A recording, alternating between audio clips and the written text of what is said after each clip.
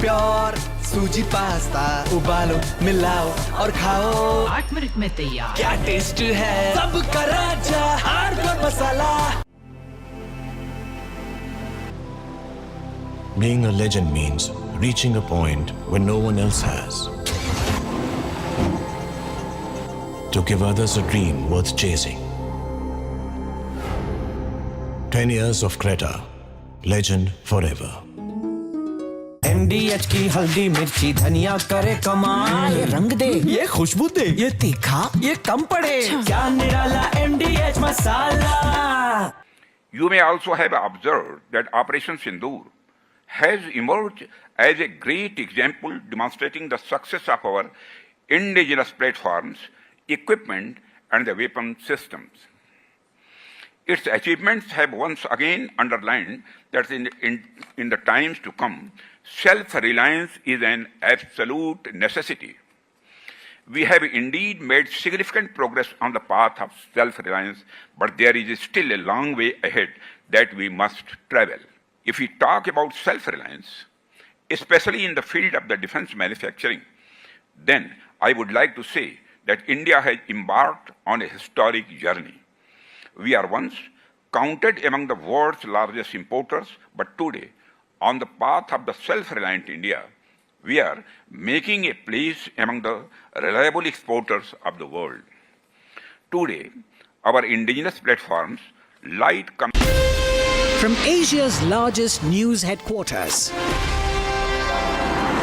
setting the agenda for Bharat.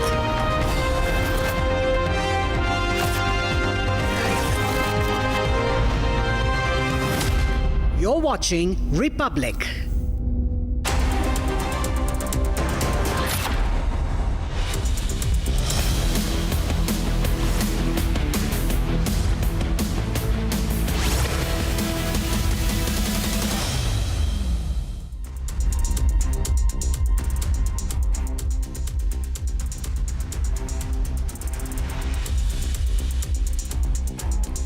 Very good morning. Thanks for tuning in to Republic TV. I'm Aishwarya Kapoor with you. The top story that we are tracking for you are the floods in Jammu and Kashmir. There has been a record-breaking rainfall in the state of Jammu and Kashmir, and 40 lives have been lost so far. Thankfully, the rivers the water level have started to recede, but scale of devastation is still there. We'll get you all the updates on that big story. Let's also take a look at the other big stories in the headlines. 40 killed in Jammu and Kashmir flash floods, relief and rescue operations in full swing. Kerala Crime Branch files case against suspended Congress MLA Rahul Mamkuthel, accused of harassing women. Congress Chief Mallikarjun Kharge on DK Shivakumar on RSS anthem recitation, says the leader has apologized, adds he won't reopen a closed case. Prime Minister Narendra Modi to embark on a 2-day visit to Japan today for the 15th India-Japan Annual Summit. And gunfire at a Minneapolis school, 3 killed, 17 injured in mass shooting. Investigation underway.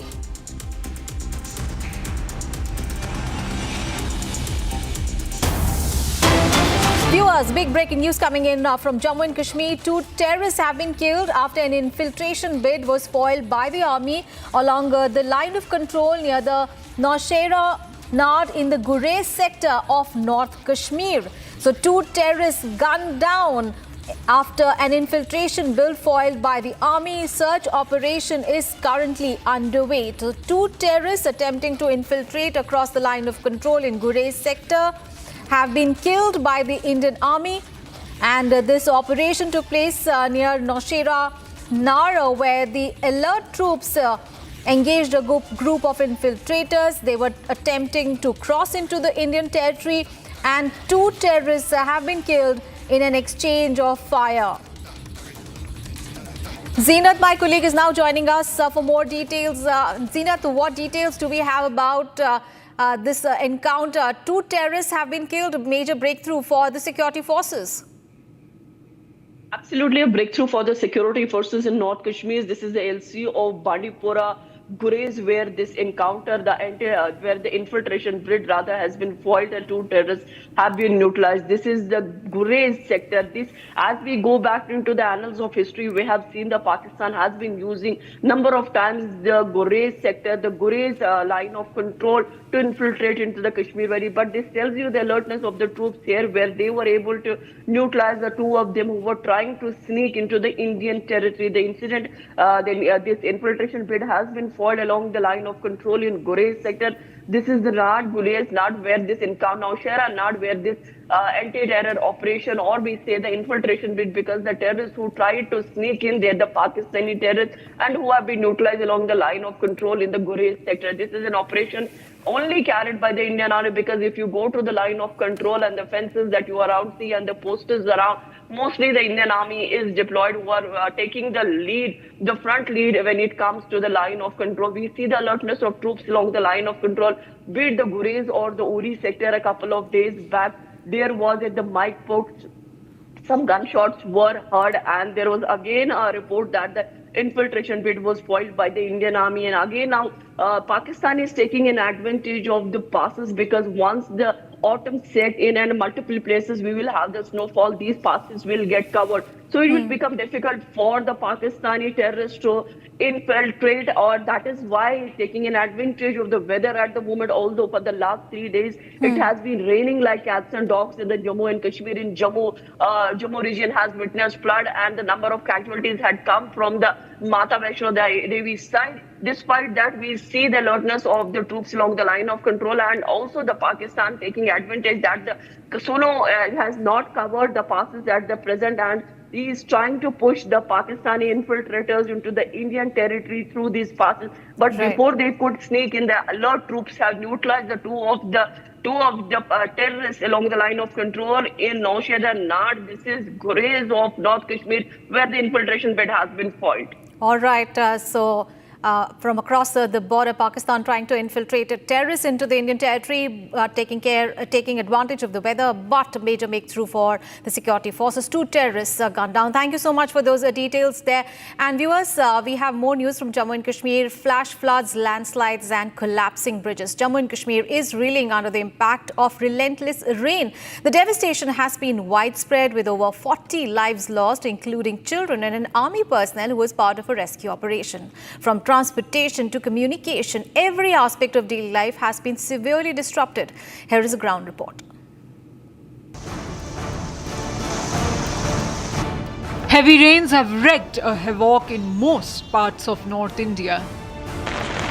But the state of Jammu and Kashmir have been affected the most. Several landslides, flash floods and widespread destruction. According to latest official data, over 40 people have lost their lives, but many more are injured, trapped in the debris, or just nowhere to be found. Heavy rains have caused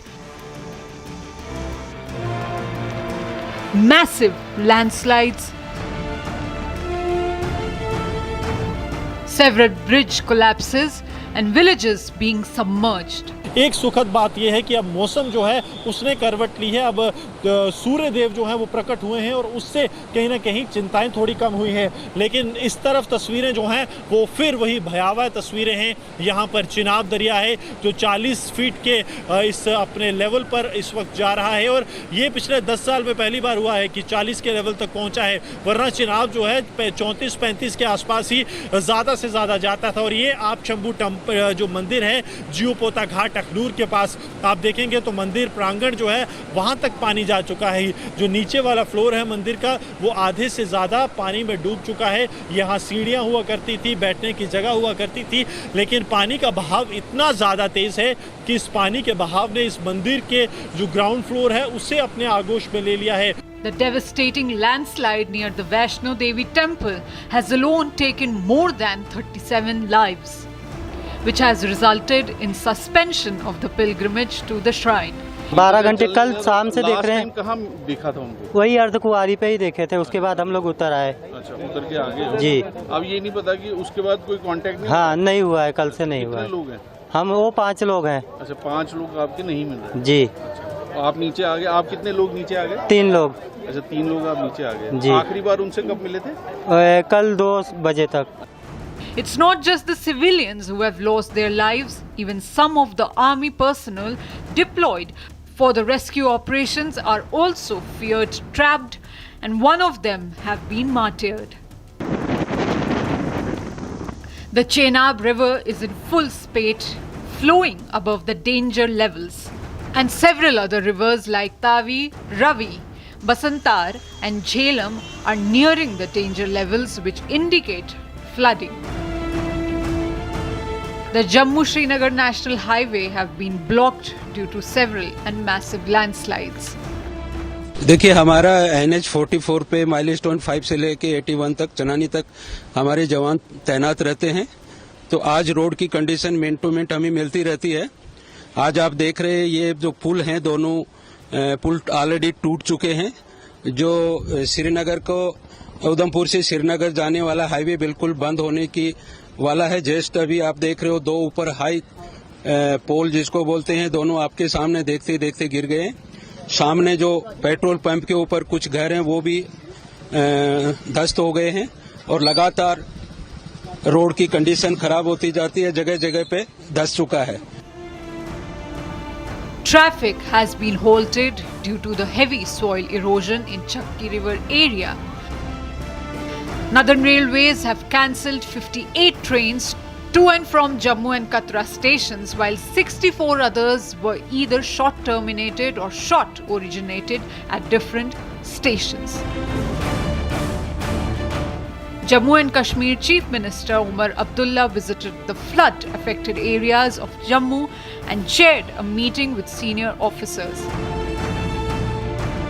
And he has announced ₹6 lakh ex gratia for next kin of those who lost their lives in the monsoon mayhem. Rescue operations are underway with NDRF and SDRF teams deployed at the worst hit areas. Over 3,500 people have been evacuated to safety, and relief efforts are picking up the pace as the rain slows down in some areas. The Indian Air Force also robbed in to provide assistance. The authorities are monitoring the situation closely, working to restore power, water supply, and mobile services in the valley. The state that was just recovering from the horrific tragedy of Pahalgam terror attack, which affected tourism, and now nature's fury has again made the things worse. Situation remains volatile with more rain forecasted in coming days, and the resilience of the people of Jammu and Kashmir is being put to test. But as the rain will start to reduce, the only true extent of devastation in Jammu and Kashmir will be clear.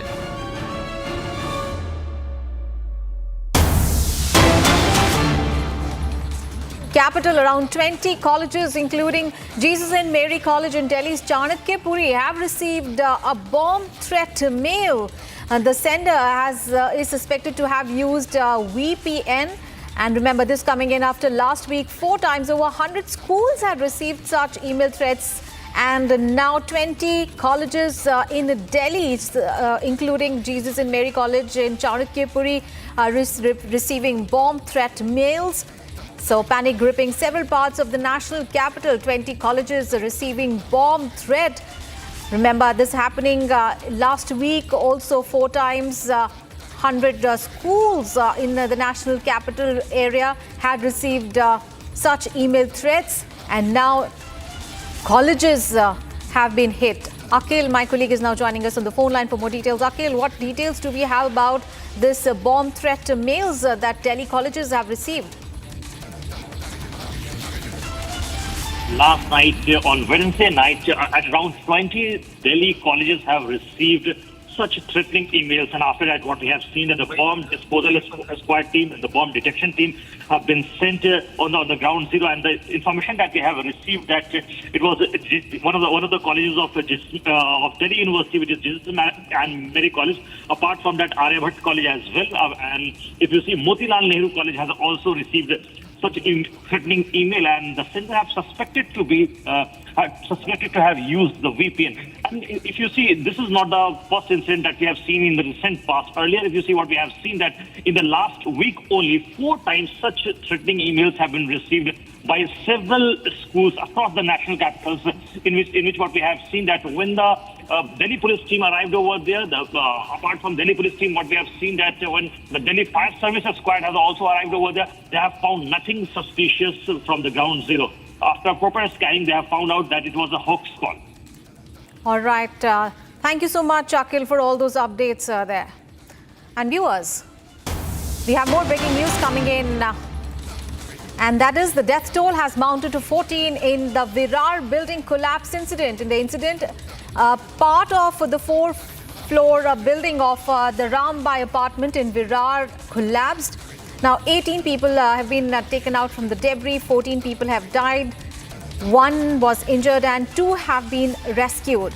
Now, 2 teams of the NDRF are carrying out the rescue operation, and this operation has been going on for several hours. So, a part of the Rambai apartment collapsed, leading to the death of 14 people. And the builder has been arrested following the collapse of the building in Maharashtra's Virar. The death toll has mounted to 14.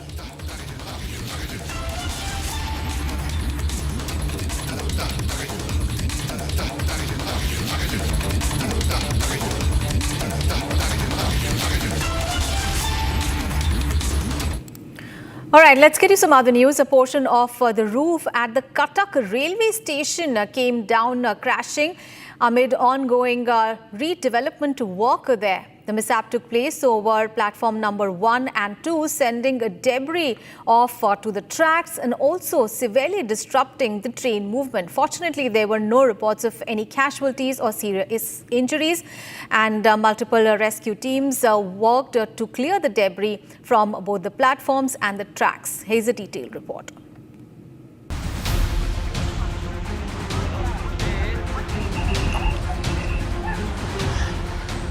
Scenes of panic and chaos erupted at Odisha's Cuttack railway station after a portion of the roof collapsed on Wednesday. The incident occurred while renovation work was underway over platform 1 and 2, leading to debris crashing onto the tracks and severely disrupting the train movements. The mishap was reported at least 20 minutes after the Puri-Howrah Vande Bharat Express crossed the station from platform number 1. Eyewitnesses described a sudden loud crash followed by clouds of dust and scattered metal sheets. Fortunately, no casualties have been reported, though several trains are running behind schedule as authorities work to clear the wreckage and assess structural damage. जो एक पुराना दीवार था वो किसी कारणवश अभी गिरने की वजह से जो पुराना प्लेटफॉर्म का कवर वाला स्ट्रक्चर था वो नीचे गिर गया था. उसको इमीडिएटली हमारे आरपीएफ, जीआरपी, हमारा police team, fire team immediately rescue के लिए आ गया था. हमारा मेडिकल टीम भी स्टैंड बाय पे था. जितना अभी तक पता चला है कुछ जीवित हानि नहीं हुआ है. Railway officials urged to check updated train schedules before heading to the station. Restoration efforts are underway, but partial delays are expected to continue until the site is secured and services resume fully. Ignore platform में जो shelter का है tin का उन लोग का जो demolition का काम चल रहा था उस वक्त एक शेल्टर जो प्लेटफॉर्म 1 का वो कोलैप्स हो जाने से शायद कोई कैजुअलिटी हो सकता है, इसलिए हमारा कटक फायर स्टेशन से एक टीम आया. लेकिन पहले जो इंक्वायरी में पता चला कि फॉर्चुनेटली कोई कैजुअलिटी नहीं है. अभी उन लोग का जो कंस्ट्रक्शन का काम चल रहा है इसलिए उन लोग का तो लेबर बहुत ज़्यादा है, 50 से ज़्यादा लेबर है. उनके साथ हमारा कटक फायर स्टेशन का एक 10 लोग का एक टीम उनके साथ रेस्क्यू ऑपरेशन में लगा है. The collapse, however, has raised serious concern about the safety measures in place during the ongoing renovation work at the historic station. Eyewitnesses report that the lack of adequate precautionary measures during the renovation contributed to the mishap. Railway officials stated that the area had been cordoned off to prevent public access, which likely minimized the risk of casualties.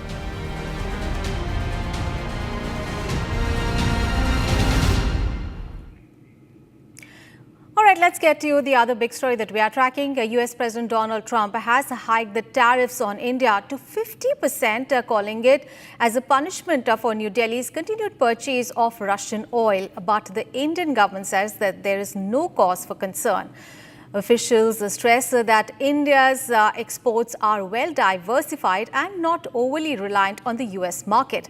The Modi administration has also emphasized that this is just a temporary setback in what it sees as a long-term strategic partnership with Washington. Here's more. US President Donald Trump's new tariff rate of 50% has kicked in. A 25% tariff was already in place. Another 25% has been slapped starting today, all because India continued to buy Russian oil.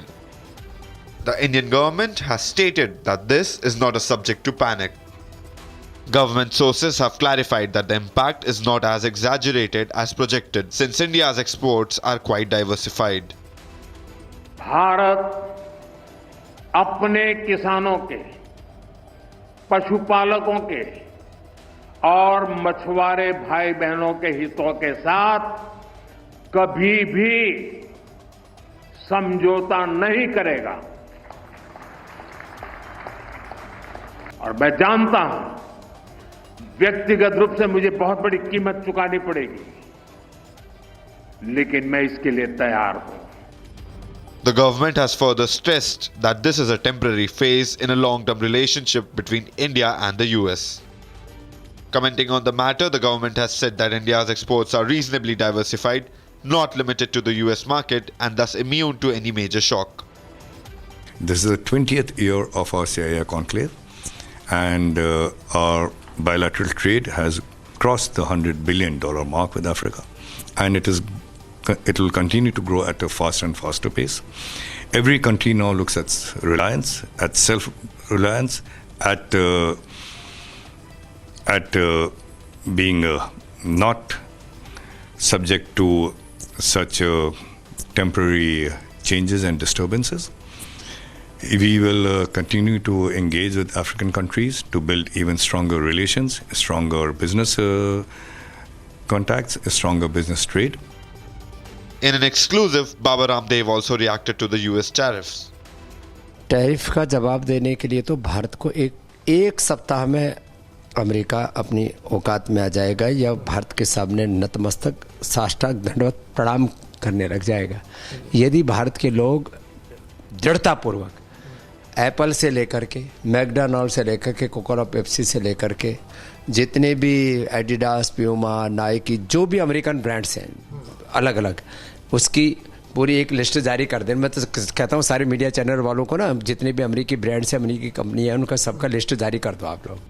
These comments come at a time when the Indian government is in direct contact with more than 40 countries for boosting its textile exports. Although certain differences have emerged between the two countries, US Trade Secretary Scott Bessent made an interesting statement. He said, India is one of the largest democracies and the US is the biggest economy. Definitely, there are common grounds that both countries can explore. With India assessing multiple options and the US calling for room for negotiations, it will be interesting to see the progression of the India-US relationship in the coming weeks.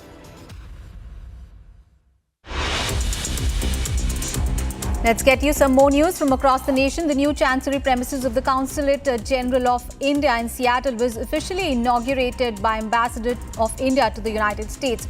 Vinay Quatra was present with the Governor of Washington State, Bob Ferguson, US Senator Maria Cantwell, and Mayor of Seattle. The inaugural ceremony was also followed by a brief interaction of the Ambassador of India with representatives of the Indian American community. General Upendra Dwivedi, COS, visited the School of Command and Major Staff in Algeria. He was briefed on the institution's role in training mid-level officers for staff and higher command responsibilities. While interacting with the faculty and student officers, COAS also appreciated their professionalism and also encouraged them to pursue excellence in military leadership and continue selfless service to the nation. Punjab Vigilance Bureau, during its drive against corruption in the state, has arrested Bhivam Tej Singla, Assistant Jail Superintendent, Maximum Security Jail, for accepting a bribe of 10,000 rupees. The arrest was made following an inquiry of a complaint lodged at the Chief Minister's Anti-Corruption Action Line. In a joint targeted operation, Assam Rifles recovered opium worth 1.25 lakh rupees from Mizoram's Longgitai district. 2 individuals were apprehended during the joint operation. The operation was conducted based on credible intelligence. Punjab government mounts massive flood relief operations. Chief Minister Bhagwant Singh Mann has instructed all ministers to remain stationed in flood-affected areas until the situation is entirely under control. This move signals government's zero-tolerance approach to delays in relief work. A fire broke out in a multi-story building in the Mohanko area of Nainital, claiming the life of one person. Fire extinguishers rushed to the spot and brought the blaze under control. The reason for the fire outbreak is still unknown and an investigation is underway.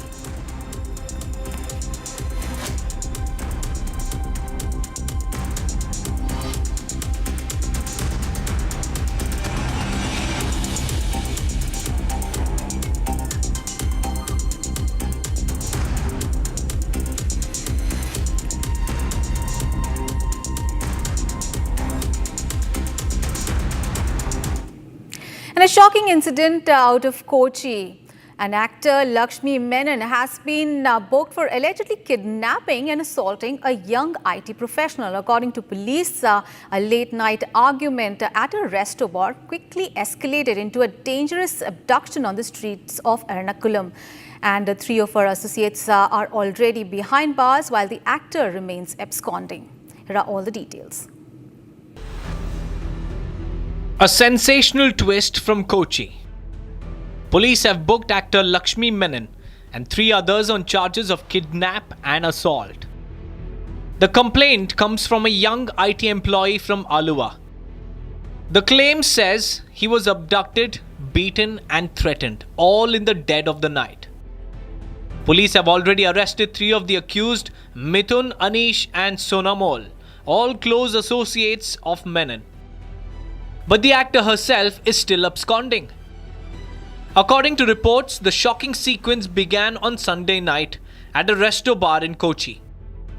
An argument flared up between the complainant's friend and the actor's group. What started as a war of words soon spilled onto the streets. At around 11 p.m., Menon and her friends allegedly followed the complainant's car, blocked it at Ernakulam North Railway overbridge and confronted the group again. There, the situation escalated.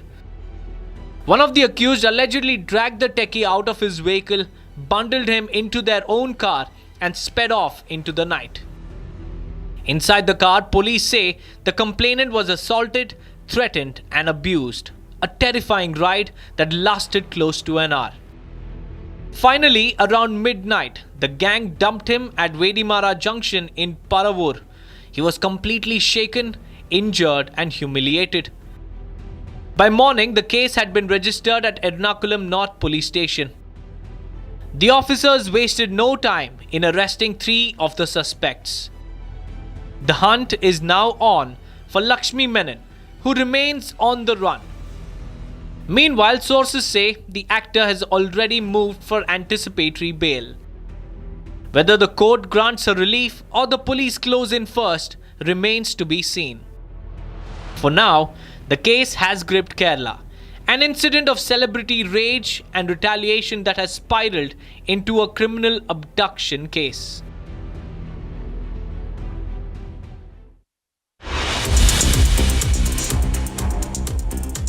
Viewers, time to take a short break. Coming up ahead, 40 killed in Jammu and Kashmir flash floods. Relief and rescue operations in full swing.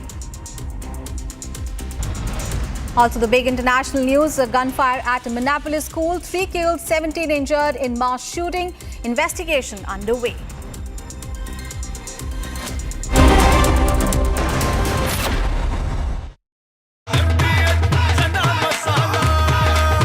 अब छोलिया हो या लोबिया, सफेद चने या काले चने, सब कुछ मजेदार बने। In the India Today Best Universities Survey, India's #1 ranked universities in various streams are JNU Delhi, Amity University, AIMS Delhi, IIT Delhi and National Law School Bengaluru. Pure सूजी पास्ता उबालो मिलाओ और खाओ 8 मिनट में तैयार। क्या टेस्ट है सबका राजा आरप्योर मसाला। भारत की अपनी दुकान इंडिया सोना, अपने देश का सामान इंडिया सोना, इंडिया सोना, इंडिया सोना। ये है सीक्रेट रेसिपी MDH का जीरा सिप जल जीरा मसाला। सिप सिप जीरा सिप MDH का जल जीरा सिप MDH का जल जीरा SIP.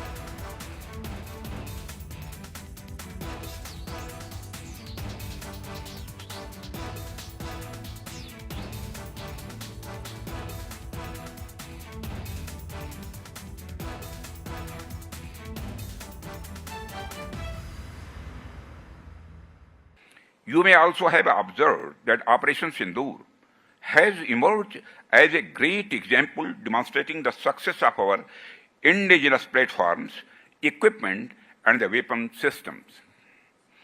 Its achievements have once again underlined that in the times to come, self-reliance is an absolute necessity. We have indeed made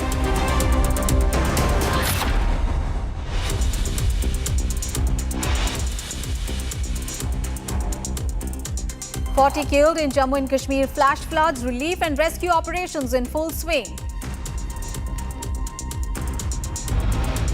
Kerala Crime Branch files a case against a suspended Congress MLA Rahul Mamkuthail, accused of harassing women. Congress Chief Mallikarjun Kharge on DK Shivakumar on RSS anthem recitation says the leader has apologized, adds he won't open a closed case. Prime Minister Narendra Modi to embark on a 2-day visit to Japan today for the 15th India-Japan Annual Summit. And a gunfire at Minneapolis school, 3 killed, 17 injured in mass shooting. Investigation underway.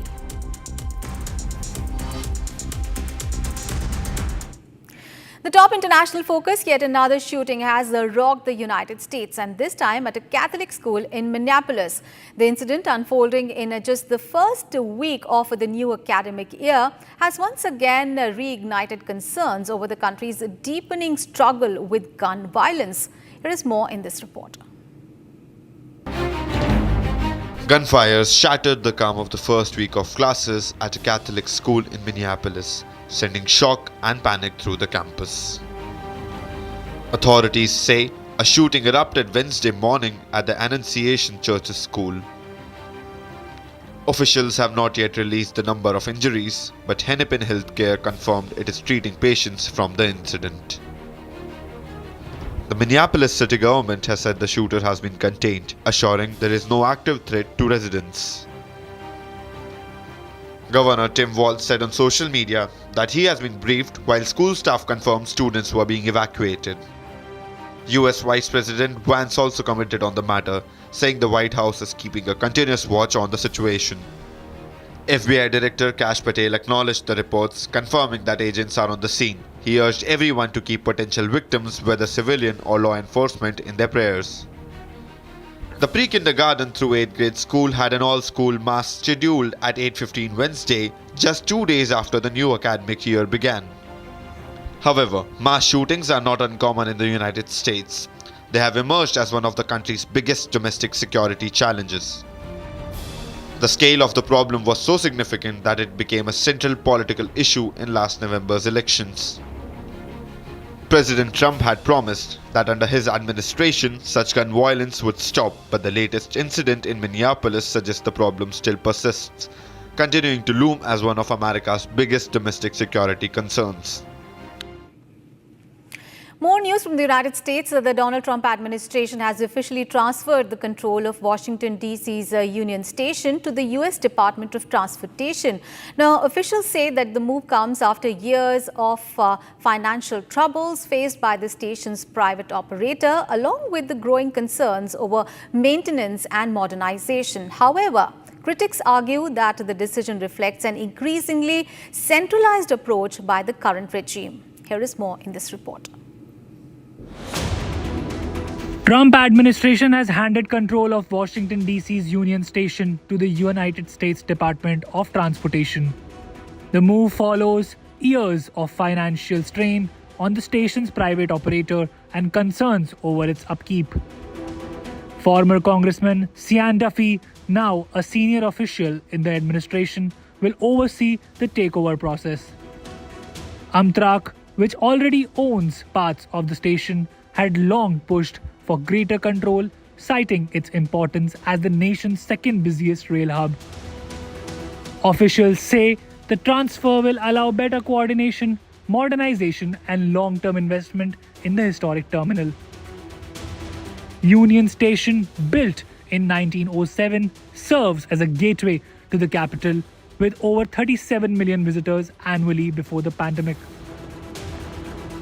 The Transport Department is expected to chart out new redevelopment plans in partnership with Amtrak. The Trump administration's move to take over Union Station follows other attempts to put the District of Columbia further under the president's control.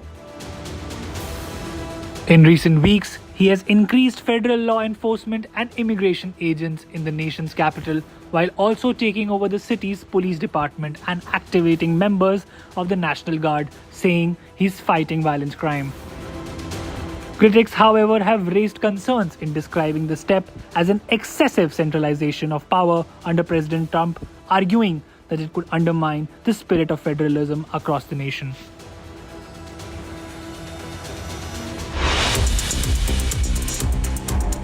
Let's get you some more news from across the world. US President Donald Trump targeted billionaire financier George Soros and his son and said that they should face criminal charges and be prosecuted under the Racketeer Influenced and Corrupt Organizations Act, or RICO, for supporting violent protests in the country and many other destructive actions to damage the country amid long-held claims that Soros secretly influences liberal groups and legal battles. Donald Trump wrote this in a post on Social Truth. Australian Foreign Minister Penny Wong has emphasized the deepening partnership between India and Australia, highlighting shared strategic objectives within the Quad framework. Wong underscored the Quad strength, noting that each member, India, Australia, Japan and the United States, brings unique perspectives, with India offering critical insights into the Indian Ocean region. Portugal's parliament paid tribute to the 4 people who died in wildfires that hit the country recently. During a special parliamentary session with the Portuguese Prime Minister, the names of the victims were read out loud and 1 minute of silence was declared. Earlier in the day, the Prime Minister responded to the criticism from lawmakers as they accused his government of lack of competence and readiness to respond in the past 2 weeks to the wildfires. The head of the International Atomic Energy Agency received a special police protection from Austria following a threat. The protection for Director General Rafael Grossi comes as tensions over Iran's nuclear program are on the rise, and France, Germany and the United Kingdom appeared earlier to declare snapback. The re-implementation of United Nations sanctions on the Islamic Republic over not allowing IAEA inspections and other concerns. Iran has until 31st of August to satisfy those concerns. President Emmanuel Macron gave his full support to France's embattled Prime Minister, who has called a confidence vote that could see his government collapse next month. The Prime Minister requested the confidence vote in a bitterly divided Parliament on 8th of September as he tries to garner enough support for his plan to slash spending.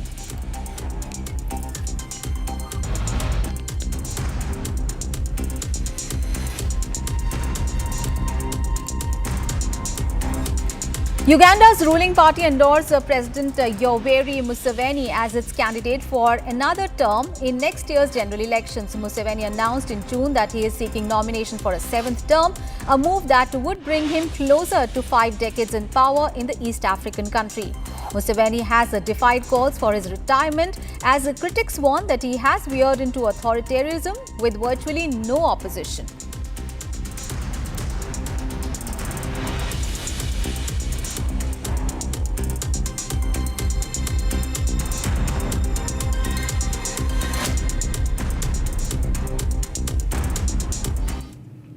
And tensions are once again rising in the South China Sea. Australia, Canada and the Philippines have just wrapped up their largest ever joint naval exercises in the contested waters near the Scarborough Shoal, which is a long-standing flashpoint that continues to challenge regional stability and international law. Here is more in this report. Australia, Canada and the Philippines carried out the biggest naval exercise in the region of South China Sea. The exercises took place east of disputed Scarborough Shoal, an area where Chinese forces have often carried out maneuvers to drive away Manila's ship and aircrafts. The Philippine military confirmed that the drills were concluded safely, with no encounters reported with the Chinese Coast Guard, Navy or militia vessels. The activity was among the final stages of Australia's largest ever military exercises with the Philippines, involving more than 3,600 personnel in 15 days of live fire and battle maneuvers. Responding to military exercise, Beijing has repeatedly warned it would defend the shoal, which it claims as its territory at all costs. Notably, Scarborough remains a flashpoint in South China Sea, a waterway claimed in parts by China, the Philippines, Vietnam, Malaysia, Brunei and Taiwan, which is crucial for global trade. While the United States has no claims, it rejects China's sweeping control over nearly the entire sea and regularly conducts freedom of navigation operations in the region. Just this month, 2 US warships sailed near the shoal, shadowed closely by a Chinese naval vessel. The shoal remains a sensitive flashpoint. On August 11th, a Chinese Navy ship accidentally collided with the Chinese Coast Guard vessel while blocking a Philippine ship. The crash severely damaged the Coast Guard ship's bow, with reports suggesting that at least 2 Chinese personnel may have been killed, though Beijing has yet to confirm the casualties. Days later, the US Navy deployed 2 warships within 3 nautical miles of Scarborough to challenge China's claim they were too shadowed by a Chinese vessel but avoided confrontation. The Philippines is Washington's oldest treaty ally in Asia, and the US has repeatedly stressed its obligation to defend Filipino forces under the attack, including in the South China Sea.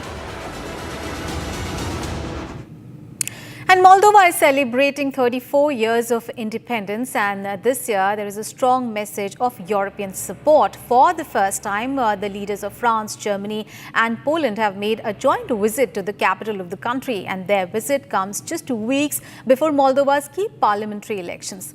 Take a look at this report. In a powerful show of solidarity, French President Emmanuel Macron, German President Friedrich Merz and Polish President Donald Tusk, first of its kind joint visit, sent a clear message of support for Moldova's sovereignty and European dream. Prezența voastră aici, Franța, Germania, Polonia, arată nu doar sprijin pentru Moldova, ci și faptul că proiectul european continuă iar noi suntem parte din el. Și aici vreau să spunem răspicat, alternativa la Europa nu există, iar fără Uniunea Europeană, Moldova rămâne blocată în trecut. Simțim asta la fiecare bombă aruncată peste țara vecină.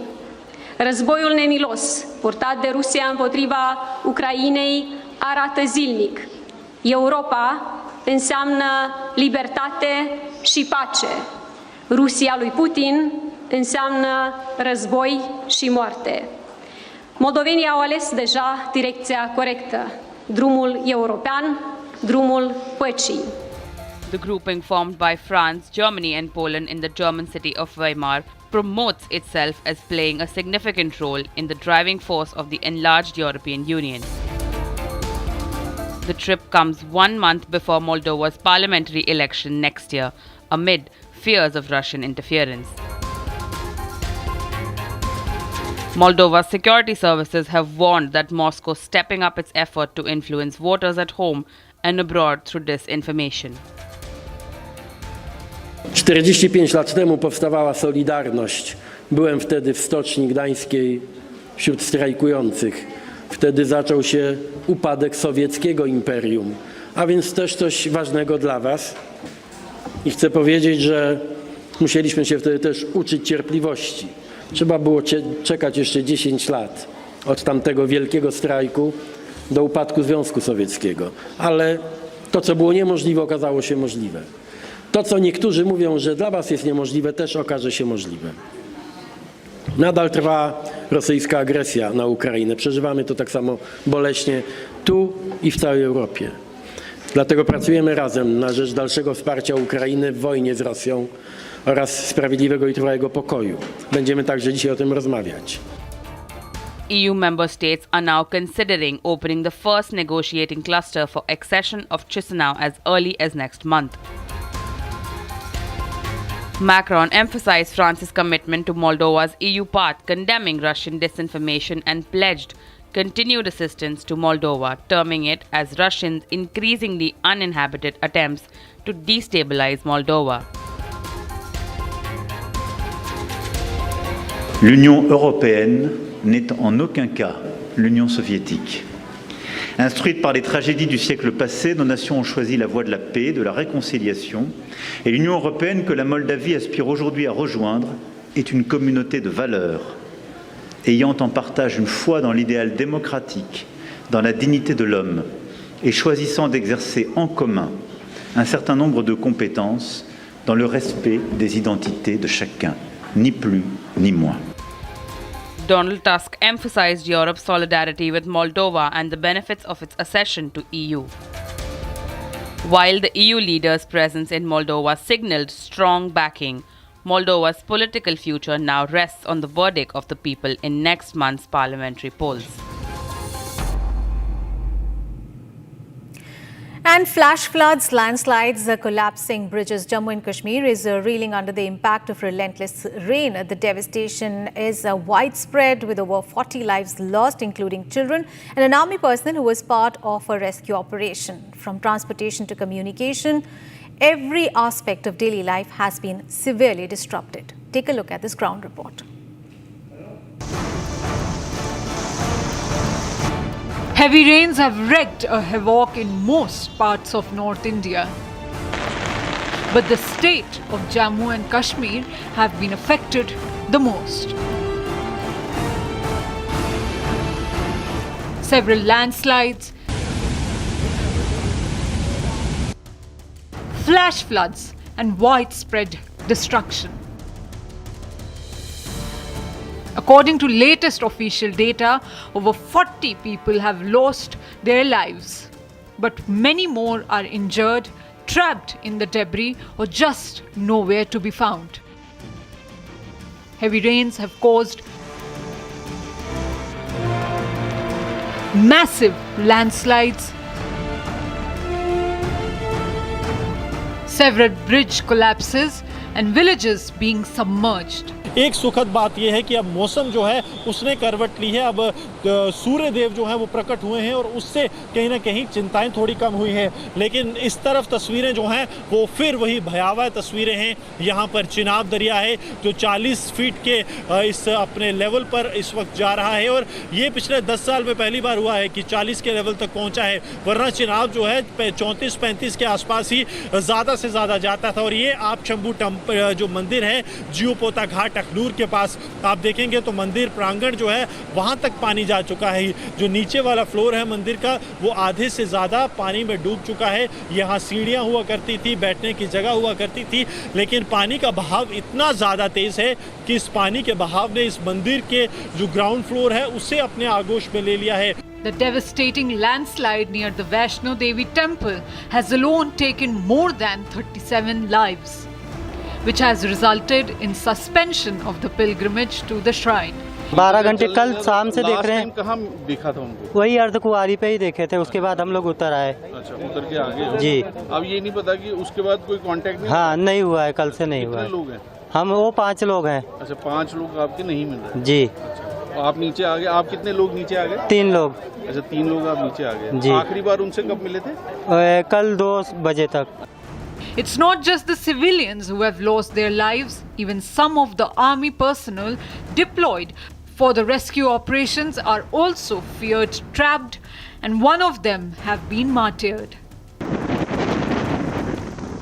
The Chenab River is in full spate, flowing above the danger levels, and several other rivers like Tavi, Ravi, Basantar and Jhelum are nearing the danger levels which indicate flooding. The Jammu-Srinagar National Highway have been blocked due to several and massive landslides. देखिए, हमारा NH 44 पे milestone 5 से लेके 81 तक चनानी तक हमारे जवान तैनात रहते हैं। तो आज रोड की कंडीशन मिनट टू मिनट हमें मिलती रहती है। आज आप देख रहे हैं ये जो पुल हैं, दोनों पुल ऑलरेडी टूट चुके हैं। जो श्रीनगर को उधमपुर से श्रीनगर जाने वाला हाईवे बिल्कुल बंद होने की वाला है। जस्ट अभी आप देख रहे हो 2 ऊपर हाई पोल जिसको बोलते हैं, दोनों आपके सामने देखते देखते गिर गए। सामने जो पेट्रोल पंप के ऊपर कुछ घर हैं वो भी ध्वस्त हो गए हैं और लगातार रोड की कंडीशन खराब होती जाती है, जगह जगह पे धंस चुका है। Traffic has been halted due to the heavy soil erosion in Chakki River area.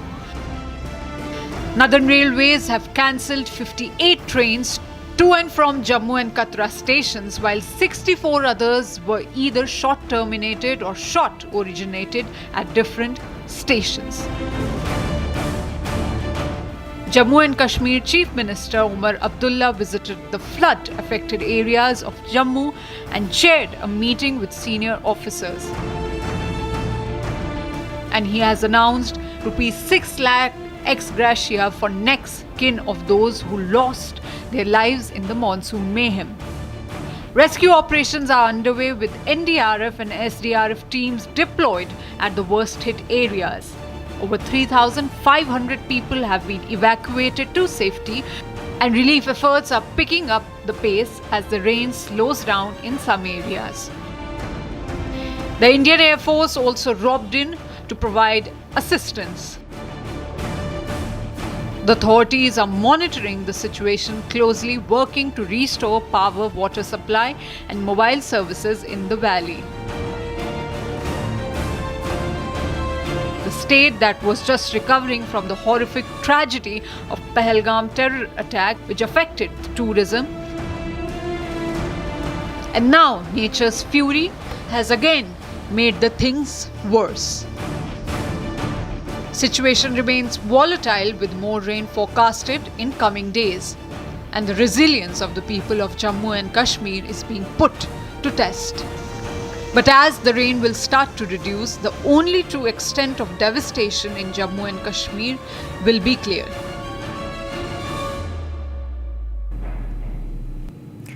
And India and Bhutan have marked a major milestone in their bilateral ties through clean green energy.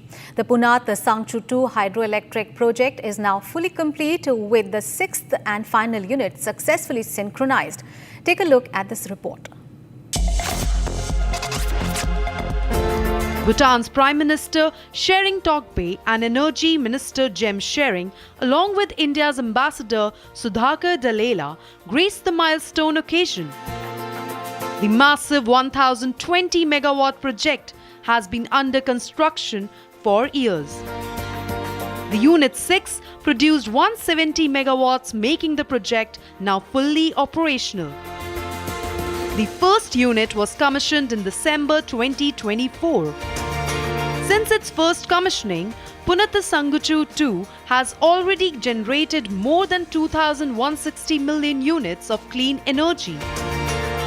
This significant landmark celebrates a shared commitment towards sustainable development and clean energy. Therefore, Punatha Sanguchu 2 is more than just a power project. It's a testament to the strength of the India-Bhutan partnership.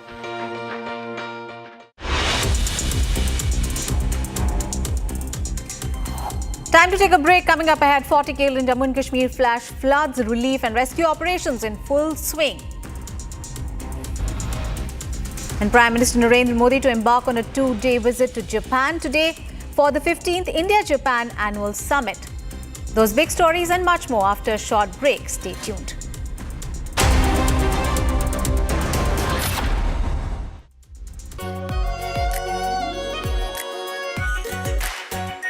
Our pure Shahi Paneer Masala. Delicious, healthy, every day.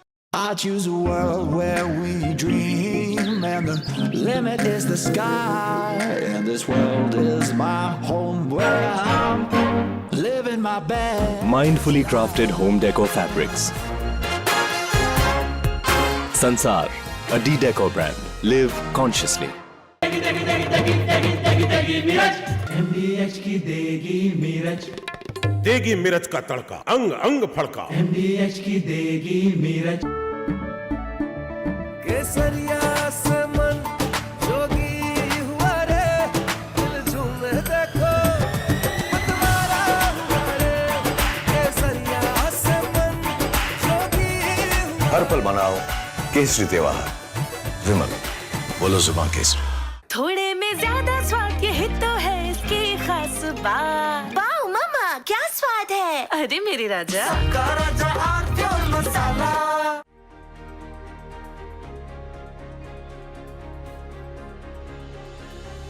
US is already experiencing the damage because of tariffs. Already inflation is rising in US. Already job losses are rising in US.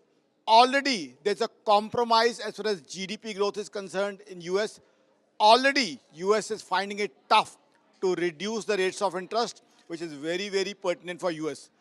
Already protests are happening in US against these tariffs. So already US is feeling the heat. They have realized that these tariffs are not maintainable and sustainable. Because what's happening is, whom have they imposed the tariffs on? They have imposed the tariffs on their own importer. So what it means is, anything which the American citizens were consuming, which was being imported from India, that would be costlier. So inflation for their own citizens has increased, and inflation is something which US has been fighting tooth and nail for the past.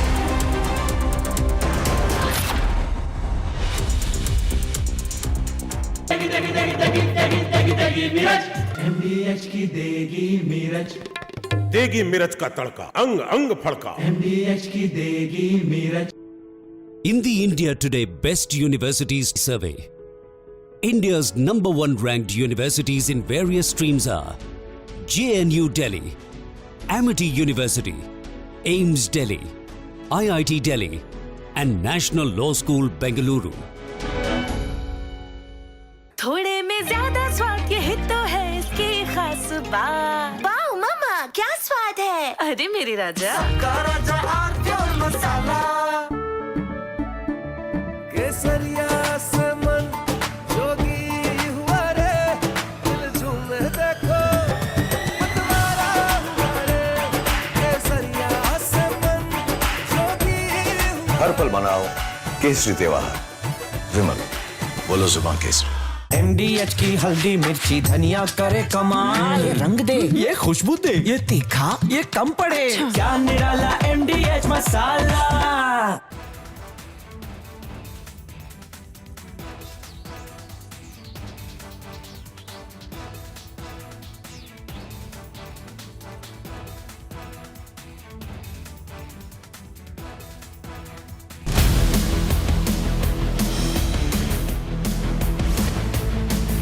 This is Republic Jack Olival Studio. Stay tuned for all the live and breaking news updates. I'm Deepak Suresh Kumar. Let's get started.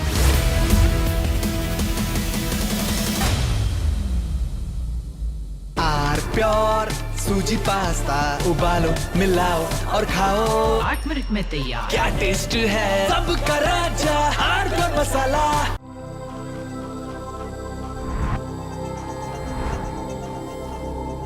Ten years of Creta, legend forever.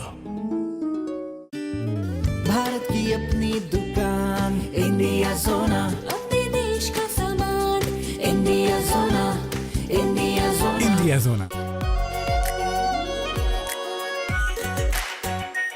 Are pure shahi paneer masala, delicious, healthy, everyday. केसरिया से मन जोगी हुआ रे, दिल झूमे देखो मतवारा हुआ रे, केसरिया से मन जोगी हुआ। हर पल मनाओ केसरी त्योहार। विमल, बोलो जुबान केसरी। इसको घर पे लगाओगे तो शादी का तो पता नहीं, पर घर पक्का नहीं टूटेगा। रुंगटा नहीं तो घर स्ट्रॉन्ग नहीं। रुंगटा स्टील TMT बार एकदम सॉलिड। पहाड़ों में एक हाइकिंग स्टिक भी बन सकती है। ये है सीक्रेट रेसिपी MDH का जीरा सिप जलजीरा मसाला। सिप सिप जीरा सिप जीरा सिप MDH का जलजीरा सिप जीरा सिप MDH का जलजीरा जीरा SIP.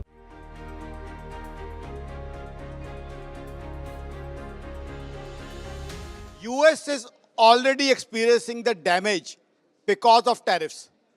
Already inflation is rising in US. Already job losses are rising in US. Already there's a compromise as far as GDP growth is concerned in US. Already US is finding it tough to reduce the rates of interest, which is very, very... From Asia's largest news headquarters, setting the agenda for Bharat.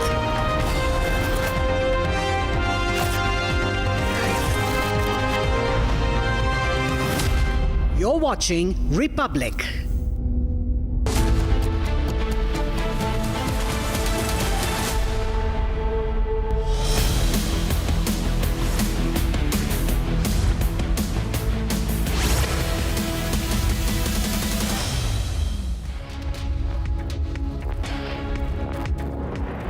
Hello viewers, very good morning. We are live and breaking. I'm Shivangi Shukla getting you the latest coming in.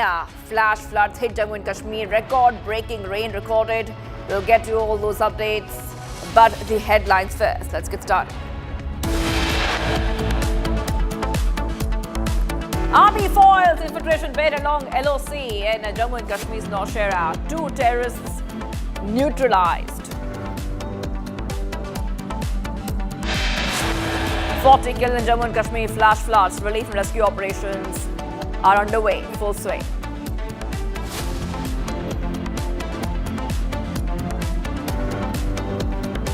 Congress Chief Mallikarjun Kharge on DK Shivakumar on RSS anthem recitation says the leader has apologized, adds he will not reopen a closed case.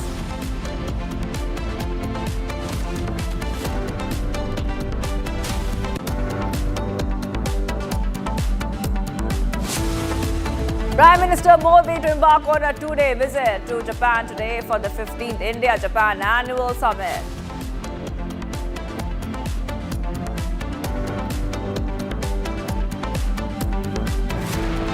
White House advisor Peter Navarro labelled the Ukraine conflict Modi's war, claiming that India's purchase of discounted Russian oil has fueled Moscow's aggression.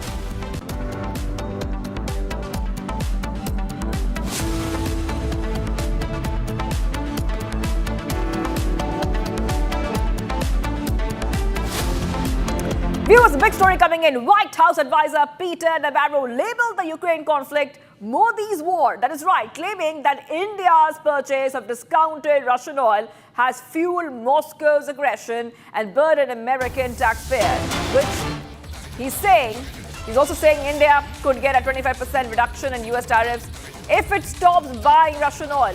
In an interview, White House advisor Peter Navarro referred to the conflict influenced by India, saying that the path to peace runs in part through New Delhi. That is right. So US President's trade counselor Peter Navarro sharply has escalated his criticism of India, accusing PM Modi of fueling Russia's war in Ukraine through discounted oil purchases and warning that India's growing economic links with Moscow and Beijing risk undermining global stability.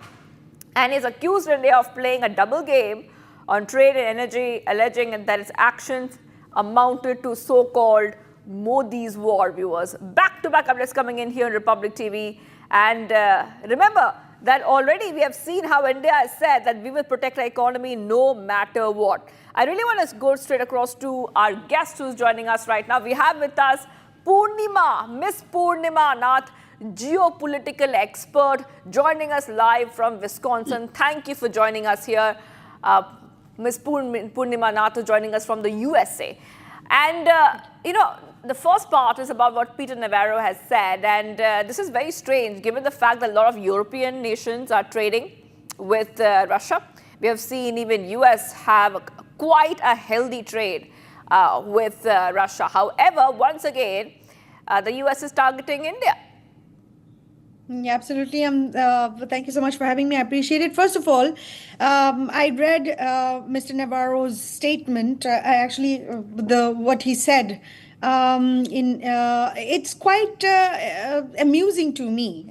He's talking about Indians are arrogant, and so what are America? America is not America first, but America first has the right to protect the sovereignty of America, but India doesn't have the right. Only the white Americans, the European descendants of American society today have the right to defend their country, defend their industries, tariff away, tax away.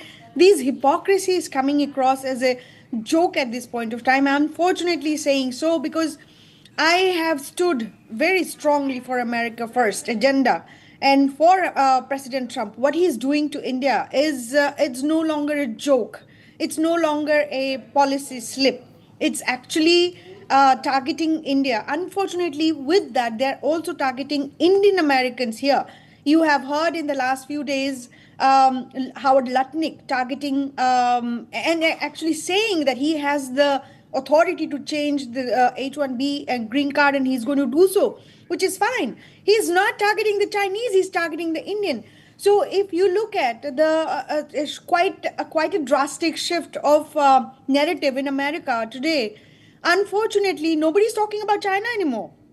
They're talking about Indian Americans. We're filthy, we're dirty, we smell, we are shit eaters. These are the quote-unquote labels coming across. And it's no longer a joke to me. And I've been asking actually Indian authorities, the Indian embassy to America and the CBI forces along with the FBI over here, if the Indian Americans are targeted, will they take responsibility of hate crimes? Because they think that we come here and take their jobs. If you look at it, the number, we're only 1% in America. And they're very scared of us. I just don't understand why. And what at the end of the day, we are going to be targeted exactly like how the Jews were targeted in Europe a while ago. And it's not because we are a minority or micro-minority. 1% is micro-minority.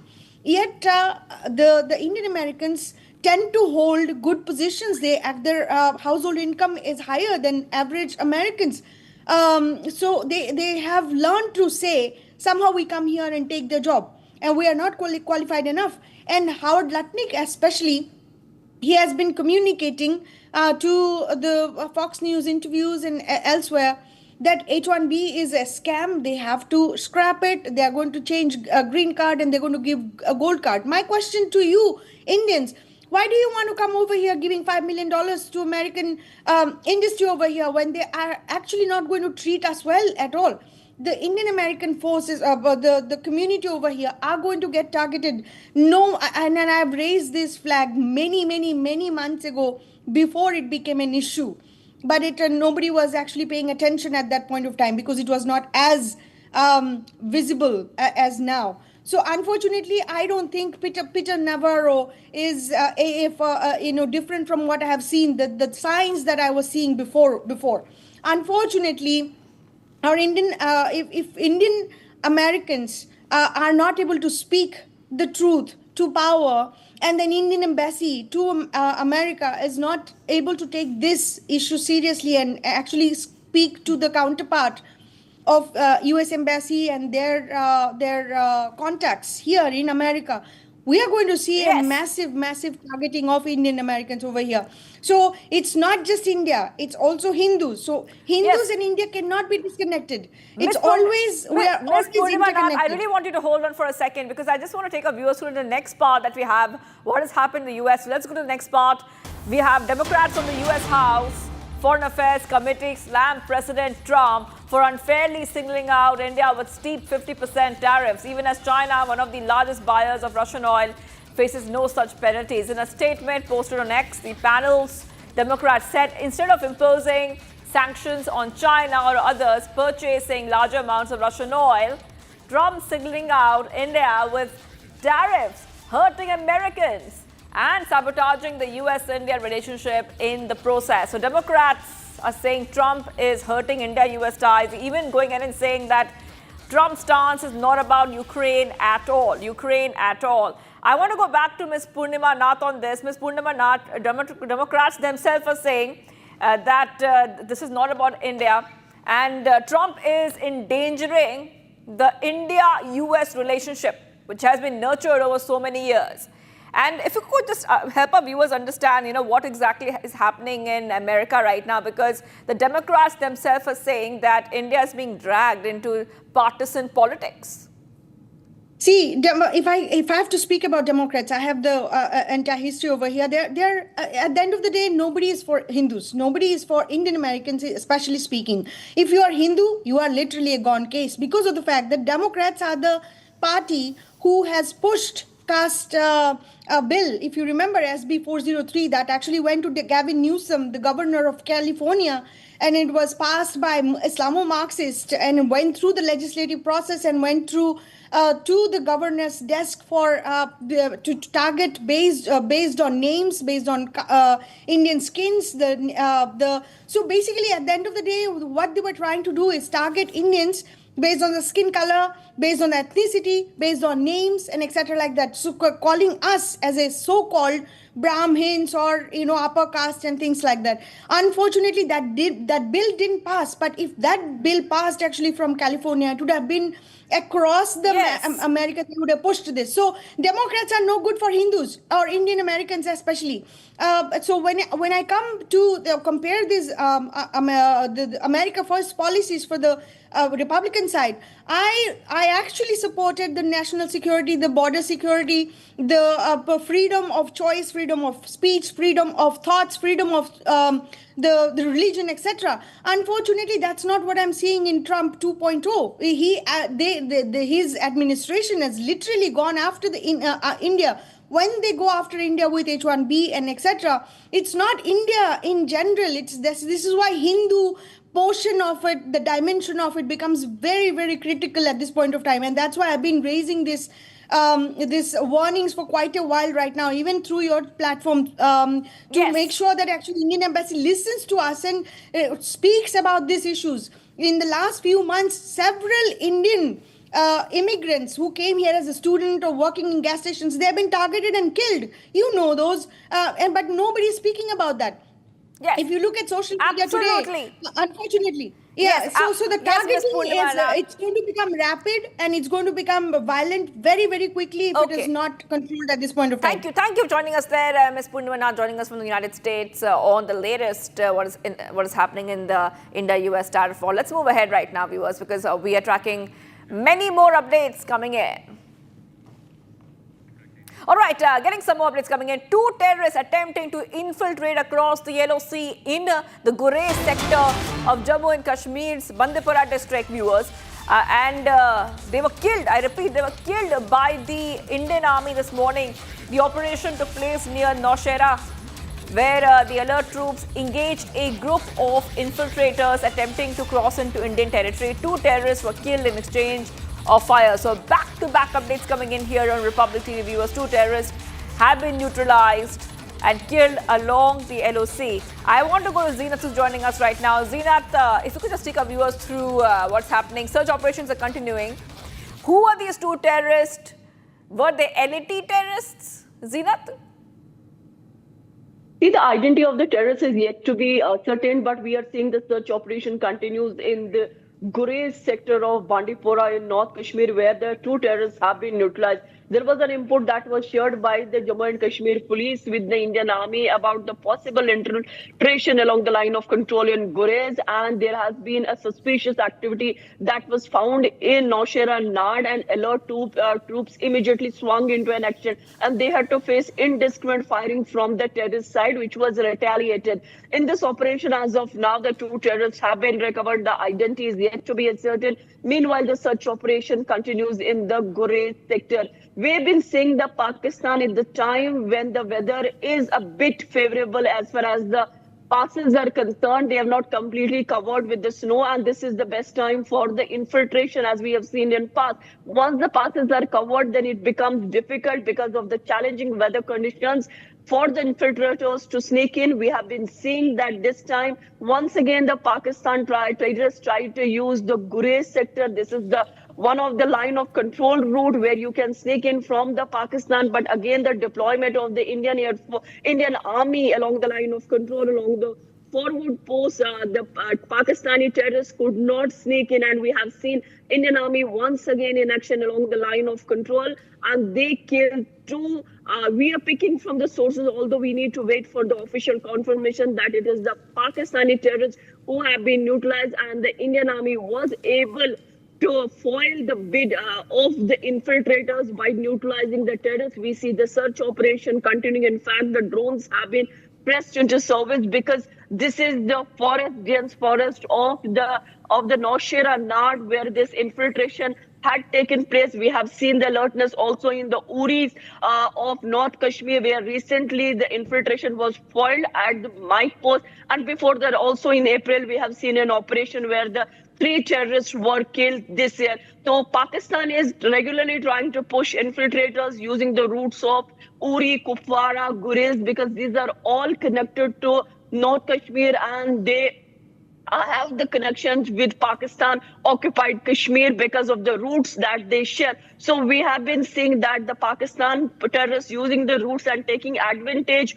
of the weather at present, although it has been a deluge of a flood-like situation in Jammu and Kashmir, where in Jammu we have seen around 34 lives getting lost, and in Kashmir the monitoring is being done by the NDRF, SDRF, Army, J&K police continuously, although no one lost its life in Kashmir, but from the Jammu, unfortunately, the 34 people lost their life on Mata Vaishno Devi track. We have been seeing the Chief Minister Omar Abdullah monitoring the situation, being in Jammu, when in administration in Srinagar have been pressed for a continuous monitoring. At the same time, we are seeing the Indian Army carrying an operation along the line of control in Gurez sector, Zeenat, where they were able to neutralize 2 terrorists. All right, Zeenat, thank you for getting those details. We see an infiltration bid which has been foiled along the LOC. 2 terrorists eliminated, neutralized. We move ahead right now, viewers. Let's go to the next set of breaking updates and updates for you. Congress President Mallikarjun Kharge has now termed the Karnataka Deputy Chief Minister D.K. Shivakumar's recitation of the RSS anthem in the Karnataka Assembly a closed chapter following his apology. Speaking to reporters, Mallikarjun Kharge says that he would not reopen a closed case. The matter is over after apologizing, and he says the media should not latch on to it. The Congress chief has said this, and we also have that statement. Let's go ahead and play it out.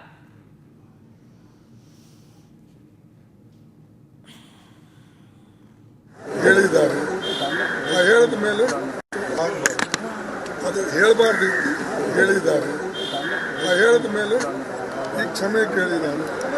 ಮತ್ತು ಅದಕ್ಕೆ ನಾನು ಹೆಚ್ಚಿನ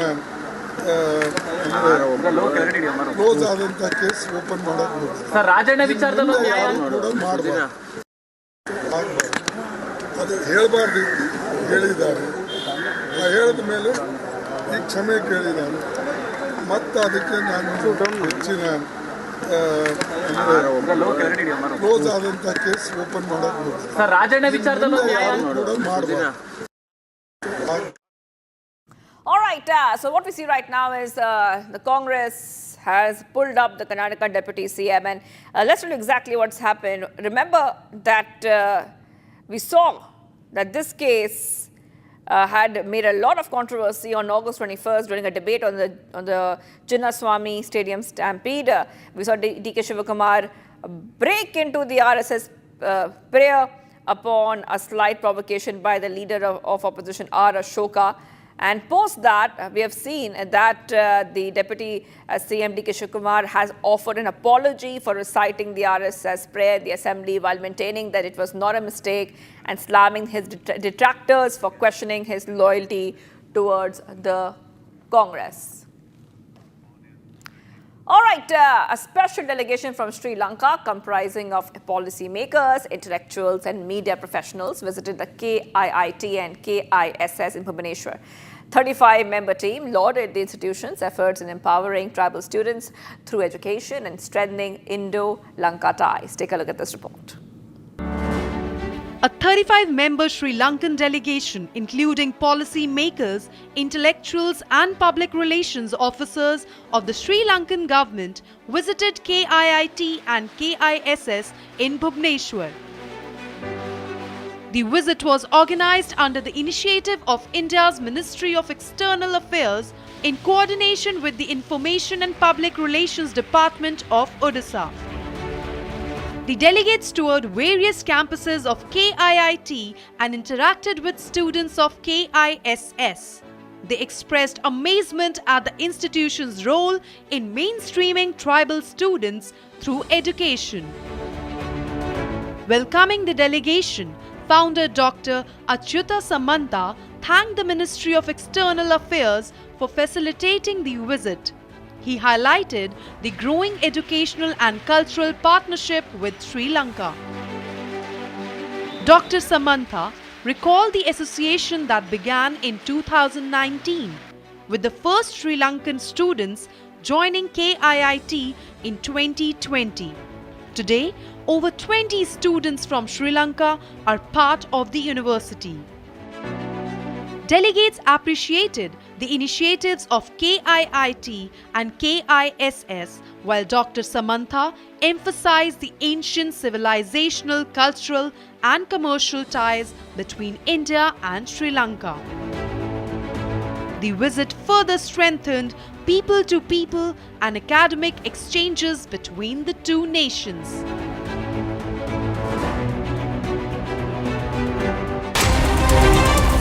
Bharat 1 Minute brought to you by Canara Bank. Together Coming in, we can.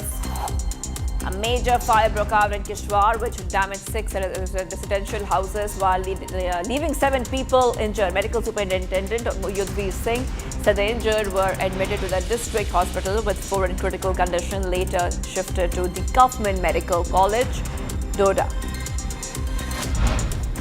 The death toll has now mounted to 14 when the rear portion of a 4-story apartment building located between Chamunda Nagar and Vijayanagar on Narangi Road in Vasai collapsed yesterday. Rescue operations by the NDRF are underway. The Ganga River has been rising steadily from Varanasi to other areas, and the flood outposts have been activated across the district. A few ghats in Varanasi in Uttar Pradesh have submerged as the Ganga's water level keeps rising due to continuous rainfall in the region. As Jammu and Kashmir is battling a series of landslides and rain and flash floods due to cloudburst, a portion of the road along the 4th Kavi Bridge has been washed away in the floods following non-stop heavy rainfall.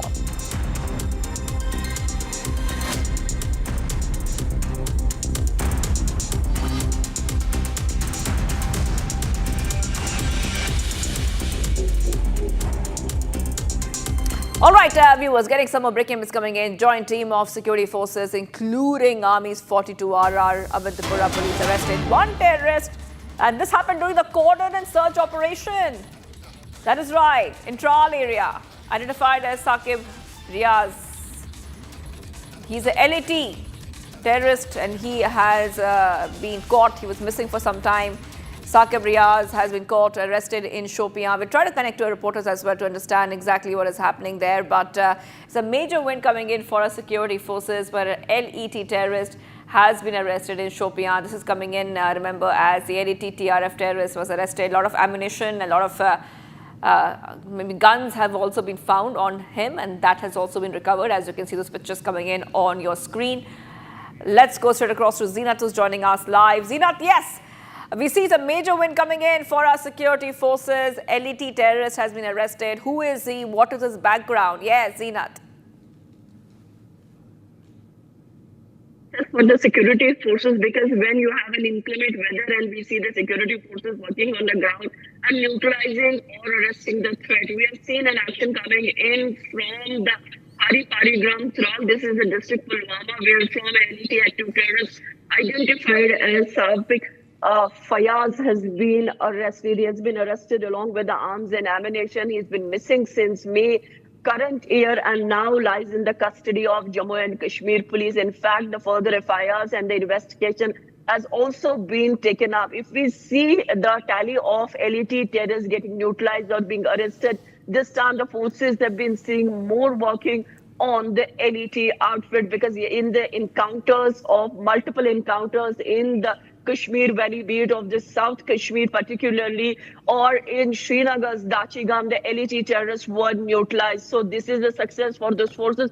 But meanwhile, we are also seeing a terrorist who has been active and is a local terrorist. The local support of the LET now being landing in the lockups or being arrested by the Indian Army. As the process goes, he will be handed over to the Jammu and Kashmir police for the further investigation. He's been active. He's been active for last couple of months and has been providing a support to the LET outfit. What role is there of him in the LET? How much damage he has caused, and that all will be revealed in the investigation. But yesterday evening, he's been arrested along with arms and ammunition, a pistol and other rounds to have been recovered from his position. Absolutely. Picture that is I'm sorry to interrupt you right is now, but thank you for getting those details for us. I will be coming back to you for more. India-Bhutan bilateral relations marked a significant milestone with clean and green energy. Now we see that the hydroelectric projects have now been fully completed, along with its synchronization of its 6th and final unit. Take a look. Bhutan's Prime Minister Shering Tokbe and Energy Minister Jem Shering, along with India's Ambassador Sudhakar Dalela, graced the milestone occasion. The massive 1020 megawatt project has been under construction for years. The Unit 6 produced 170 megawatts, making the project now fully operational. The first unit was commissioned in December 2024. Since its first commissioning, Punatha Sanguchu 2 has already generated more than 2,160 million units of clean energy. This significant landmark celebrates a shared commitment towards sustainable development and clean energy. Therefore, Punatha Sanguchu 2 is more than just a power project. It's a testament to the strength of the India-Bhutan partnership. Viewers, much coming right up. 43 killed in Jammu and Kashmir flash floods, relief and rescue operations in full swing. Plus, Prime Minister Modi is going to embark on a 2-day visit to Japan for the 15th India-Japan Annual Summit. Stay tuned.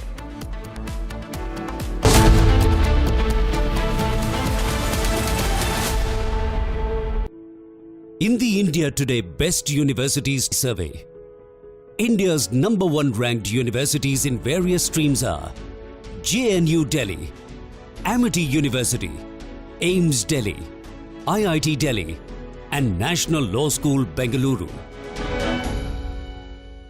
MDH की हल्दी मिर्ची धनिया करे कमाल, ये रंग दे, ये खुशबू दे, ये तीखा, ये कम पड़े, क्या निराला MDH मसाला। भारत की अपनी दुकान इंडिया सोना, अपने देश का सामान इंडिया सोना, इंडिया सोना, इंडिया सोना। आर प्योर सूजी पास्ता, उबालो मिलाओ और खाओ, 8 मिनट में तैयार। क्या टेस्ट है, सबका राजा R pure masala.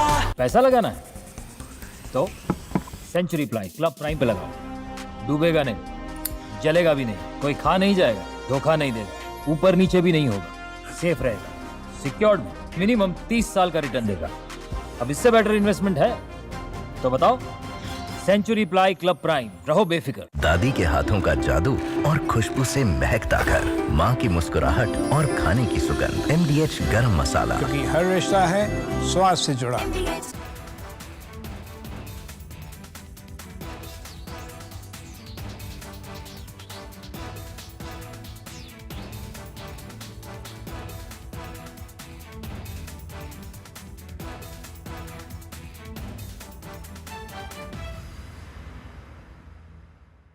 You may also have observed that Operation Sindoor has emerged as a great example demonstrating the success of our indigenous platforms.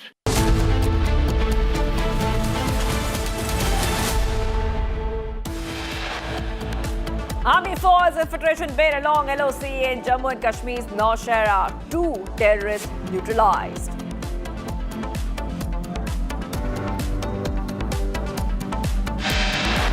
Forty killed in Jammu and Kashmir, flash flood relief and rescue operations in full swing.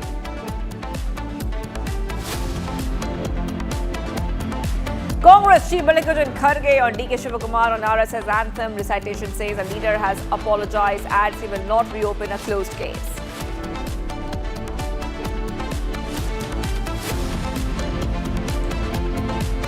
Prime Minister Modi to embark on a 2-day visit to Japan today for the 15th India-Japan Annual Summit.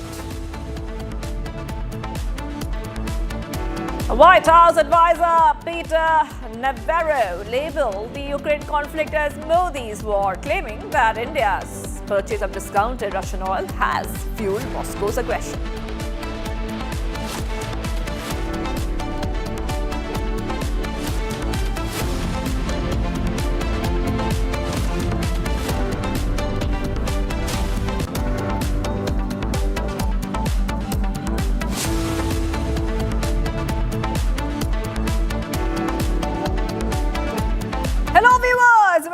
I'm Shivangi Shukla getting you the latest coming in. The top story, Jammu flash floods. Death toll has risen to 43. Very unfortunate, viewers, because there's non-stop heavy rainfall unleashed. Flash floods have been unleashed. Landslides across Jammu and Kashmir region, causing a lot of damage to infrastructure.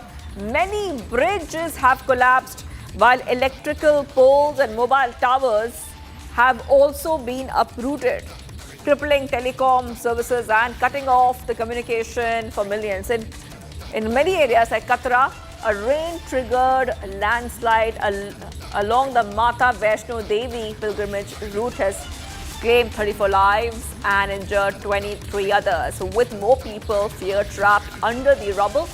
Torrential rains persist for the 4th straight day on Wednesday, disrupting normal traffic as Jammu Pathankot and Jammu Srinagar highways, along with other key roads, were shut due to landslides and overflowing rivers. So back-to-back updates coming in right now, viewers on Republic TV. I really want to go across to my colleague who's joining us. We have Gursimran joining us live. Gursimran, very unfortunate news coming in because the death toll is rising in the Jammu and Kashmir floods.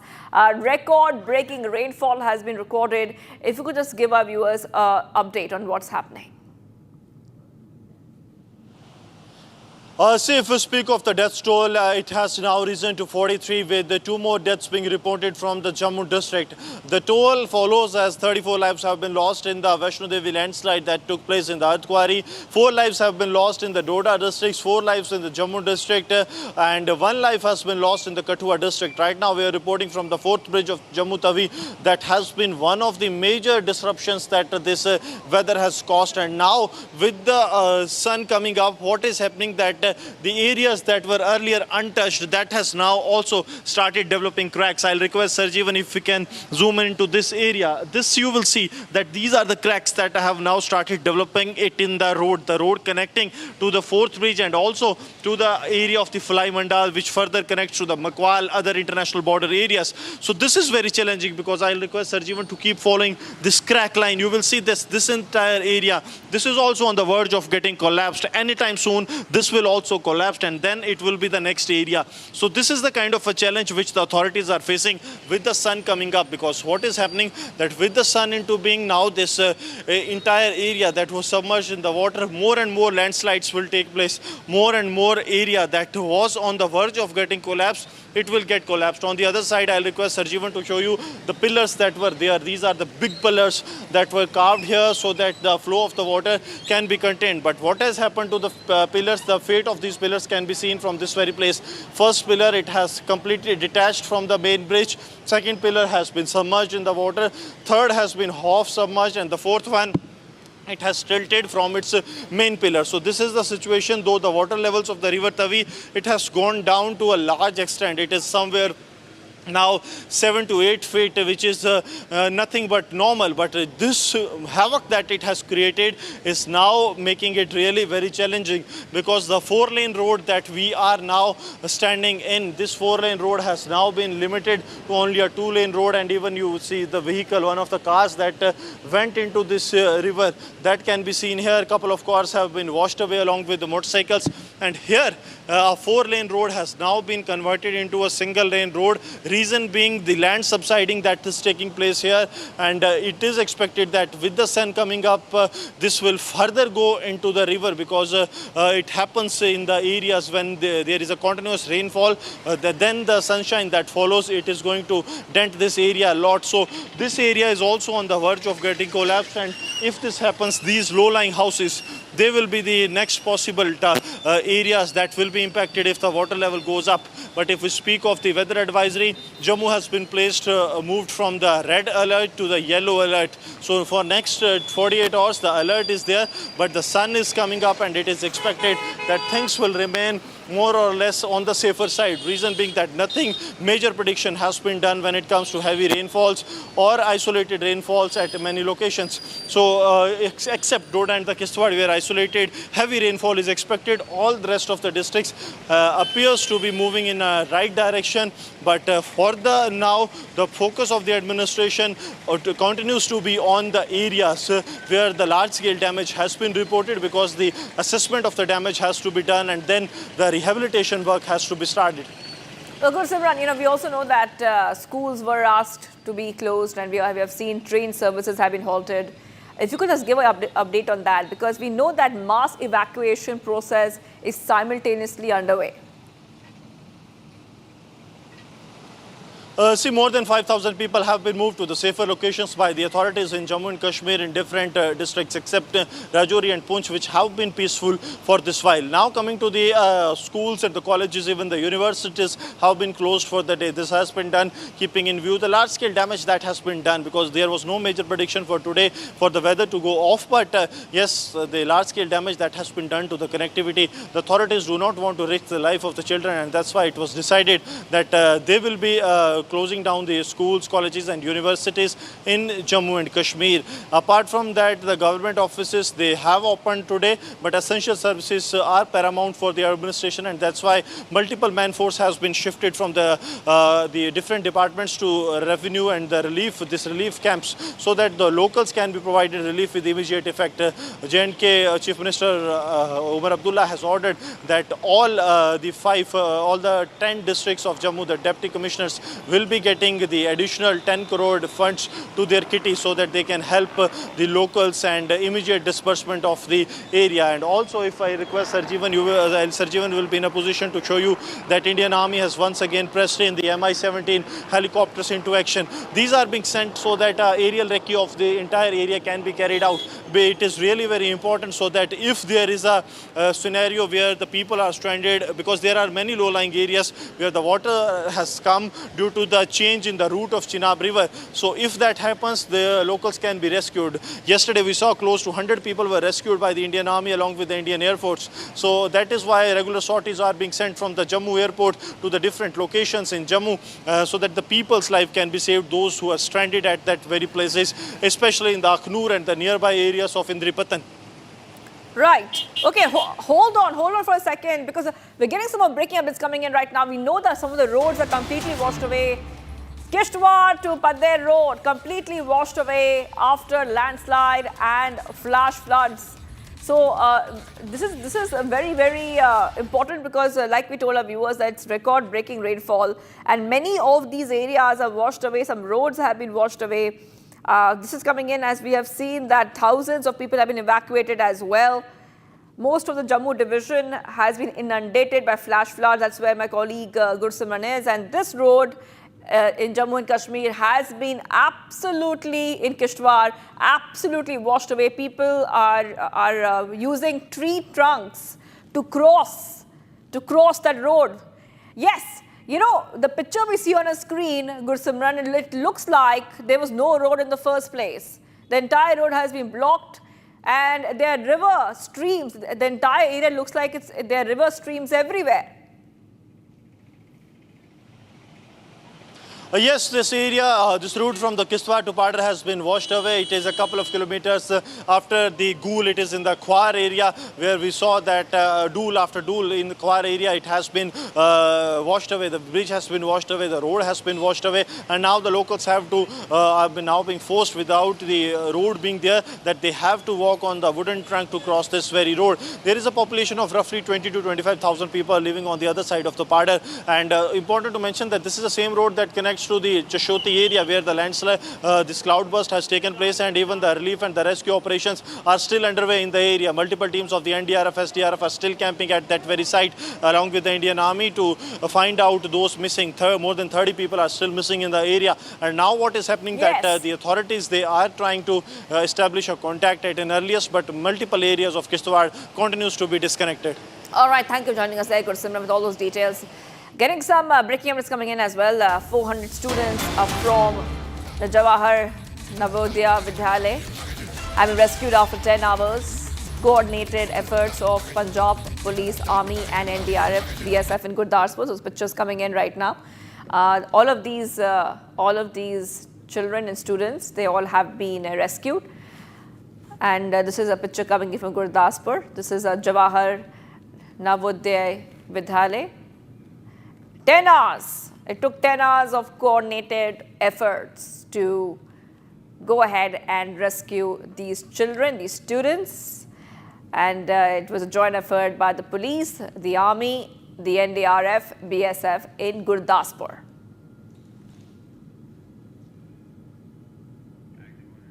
So those pictures coming in right now, viewers, where we see that the BSF has rescued these 400 students. And these students have been rescued after 10 hours, I repeat, after 10 hours of coordinated effort. It's a joint team which has rescued these students. Flood fury is also gripping Punjab. Remember that 400 students were trapped at a Gurdaspur school. NDRF Army have rushed for their rescue. Those pictures are coming in. You can see that this is a school where all these students were stranded due to flood waters. The entire ground floor of the school was submerged under 4 feet of water, following which the students were moved to the first floor. Teams from the NDRF and the Army were deployed to rescue the students and teachers. And due to heavy rains in the state, all schools have been ordered to remain shut until August 30th. However, we see that this is a residential school, so the students remain in the school, and that's why they had to be rescued. The rivers in the border districts of Punjab are in spate, due to which the water is being released from dams resulting in flooding in many areas like Gurdaspur, Taran, Pathankot, Amritsar. All right, let's move ahead right now, viewers, to some of the other stories tracking here. Republic TV. Our SSG Mohan Bhagwat has now once again stressed on the importance of Swadeshi and self-reliance. And speaking at an event, Bhagwat said that India's development depends on becoming self-reliant in every sector. He urged people to prefer local products over foreign ones, adding that while international trade will continue, it must be based on voluntary consent, not pressure. And giving a simple example, Bhagwat said that instead of buying Coca-Cola or Sprite, people can prepare a lemon drink at home. So back-to-back updates coming in. We also have that statement. Let's go ahead and play it out. निर्भरता सब बातों की कुंजी है, विकास भी करना है, तो हर बात में अपना देश आत्मनिर्भर होना चाहिए, अपने घर से शुरू करना। जब ये स्वदेशी की बात करते हैं तो लगता है कि विदेशों से संबंध नहीं रहेंगे व्यापार, ऐसा नहीं है। आत्मनिर्भर होना यानी बाकी लोगों को बंद करना नहीं है, आत्मनिर्भर होना है, लेकिन दुनिया परस्पर निर्भरता पर चलती है, कुटुंब भी परस्पर निर्भरता पर चलता है, और इसलिए अंतर्राष्ट्रीय व्यापार तो चलेगा और उसमें लेन देन होगी, बस इसमें दबाव नहीं होना चाहिए, स्वेच्छा होनी चाहिए। और इसलिए स्वदेशी का पालन करना यानी क्या है, जो घर में बनता है वो बाहर से नहीं लाना। गर्मी के दिनों में आप अच्छा नींबू की शिकंजी बनाकर खा सकते हो, वे पी सकते हो, कोका कोला और क्यों लाना, या स्प्राइट भी बाहर का पेय क्यों लाना, अपने घर का लाना। पिज्जा वगैरह के घर में बहुत अच्छा भोजन मिलता है, पोषक भोजन मिलता है, उसके अच्छे परिणाम स्वास्थ्य पर होते हैं, सारे डॉक्टर लोग जानते हैं और बताते भी है। लेकिन बार बार हाँ एक आध बार गए मजा करने के लिए पिज्जा खाया, चल सकता है, उतना उसमें लचीलापन रखना चाहिए। Viewers, getting you so much more coming up. Army falls infiltration bid along the LOC in Jammu and Kashmir's Nowshera. 2 terrorists have been neutralized. Congress Chief Mallikarjun Kharge on DK Shivakumar on RSS anthem recitation says the leader has apologized, adds he will not reopen a closed case.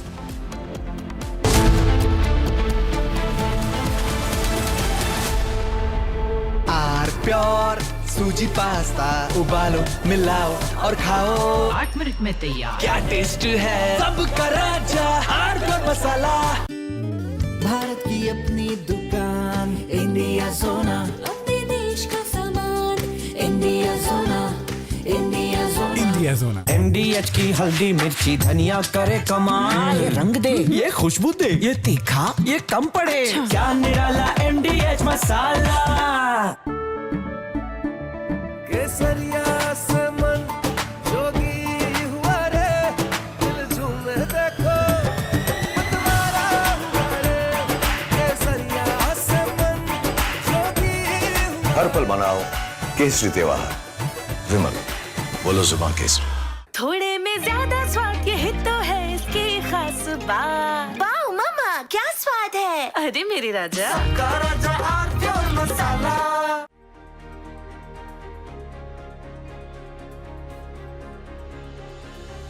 US is already experiencing the damage because of tariffs. Already inflation is rising in US. Already job losses are rising in US. Already there's a compromise as far as GDP growth is concerned in US. Already US is finding it tough to reduce the rates of interest, which is very, very pertinent for US. Already protests are happening in US against these tariffs. So already US is feeling the heat. They have realized that these tariffs are not maintainable and sustainable. Because what's happening is, whom have they...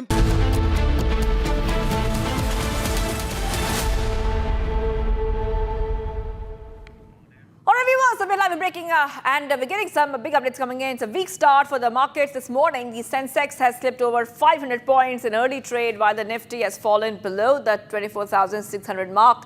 heavy selling pressure is being seen across key sectors, dragging the benchmarks lower. So this is what we see in the markets today. So let's have a look at what the markets are showing us today. And according to the latest updates coming in, Sensex has crashed over 500 points in early trade, viewers, and Nifty has slipped below 24,600 points. So the markets are opening, I repeat, the markets are opening in red. Sensex tumbles over 500 points, Nifty slips below 24,600. This is coming in as we keep getting you back-to-back updates coming in. Indian benchmark indices like Sensex and Nifty open lower on Thursday, that's today. And the banks are leading the laggards after the US's 25% punitive tariffs on Indian imports had come into force yesterday. So this is how the markets have opened. The markets have opened in red today. And Nifty has slipped below 24,600. Simultaneously, Sensex has tumbled over 500 points. We'll try to get our viewers more updates coming in right now. But this is what is happening in the markets today. Let's move ahead right now because we're getting some more updates. The India-Bhutan bilateral relations have marked a significant milestone with clean and green energy. Now, we see the hydroelectric projects have now been fully completed along with its synchronization of its 6th and final unit. Take a look. Bhutan's Prime Minister Tshering Tokbe and Energy Minister Jem Tshering, along with India's Ambassador Sudhakar Dalela, graced the milestone occasion. The massive 1,020 megawatt project has been under construction for years. The Unit 6 produced 170 megawatts, making the project now fully operational.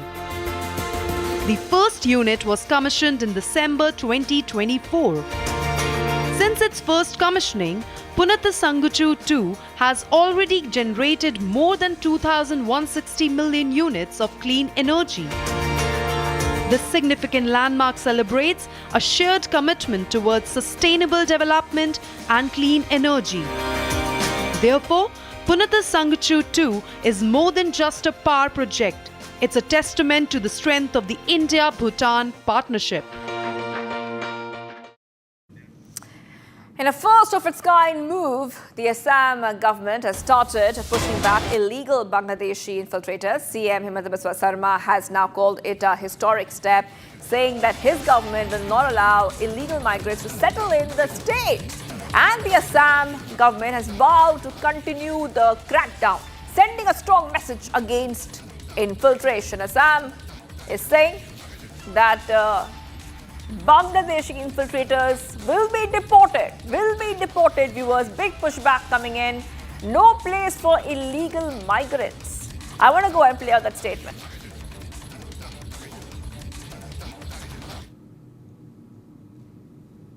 Yesterday also we pushed back 26 Bangladeshi. So, right from Assam agitation, you will never heard even one Bangladeshi has been pushed back. So, আজি 1985 চনৰ পৰা আজি 2025 চন হল কেতিয়াও কোনেও অসমত শুনা নাছিল যে বাংলাদেশীক পুশ বেক কৰিব পাৰি। আমিতো সপ্তাহত 70ৰ পৰা 100 গৰাকী 100 বাংলাদেশীক এতিয়া ৰেগুলাৰ পুশ কৰি আছো, পুশ বেক কৰি আছো, যেটো অসমত আগত কেতিয়াও নাছিলে। গতিকে যিখিনি কথা কোৱা হৈছে যিমান পাৰি ষ্টেট গভৰ্ণমেণ্টৰ শক্তি অনুসৰি আমি ব্যৱস্থাও লৈ আছো। And it is a fact that Assam and Northeast being used as a corridor.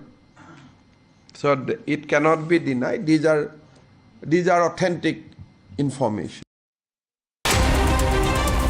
Bharat 1 Minute brought to you by Canara Bank. Together we can. And viewers, getting some more bits coming in. The Chandigarh-Manali highway closed due to landslide in Banala amid heavy rainfall in the area. Restoration work is underway, trying to restore the situation. UP CM Yogi Adityanath expressed condolences to the families of those who died in a landslide near the Vaishno Devi shrine in Katra, Jammu and Kashmir. CM Yogi also announced financial assistance of rupees 4 lakhs for the families of the deceased residents of Uttar Pradesh. The Army Marksmanship Unit located in Madhya Pradesh will train military personnel, nurturing national talent to compete in the major national and international shooting competitions, including the Olympics.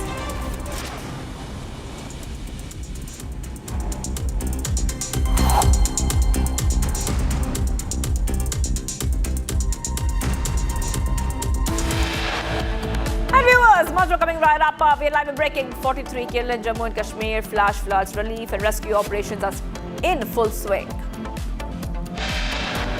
Prime Minister Modi to embark on a two-day visit to Japan today for the 15th India-Japan Annual Summit.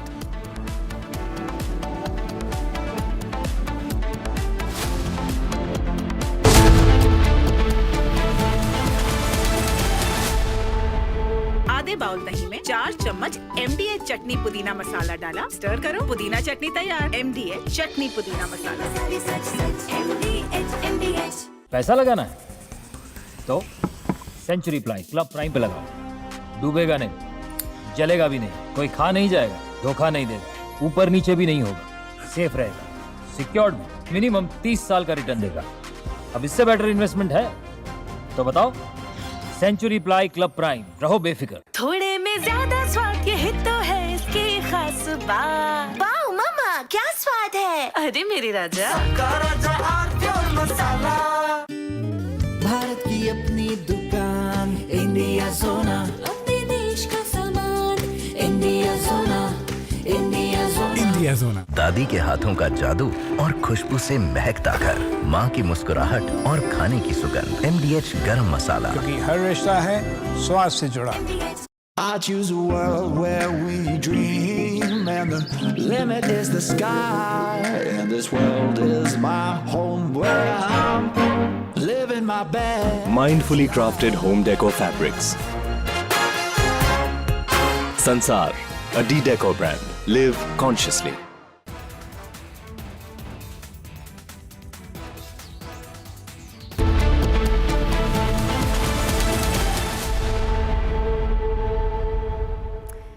President Donald Trump has hiked tariff on India to 50%, calling it a punishment for New Delhi's continued purchase of Russian oil.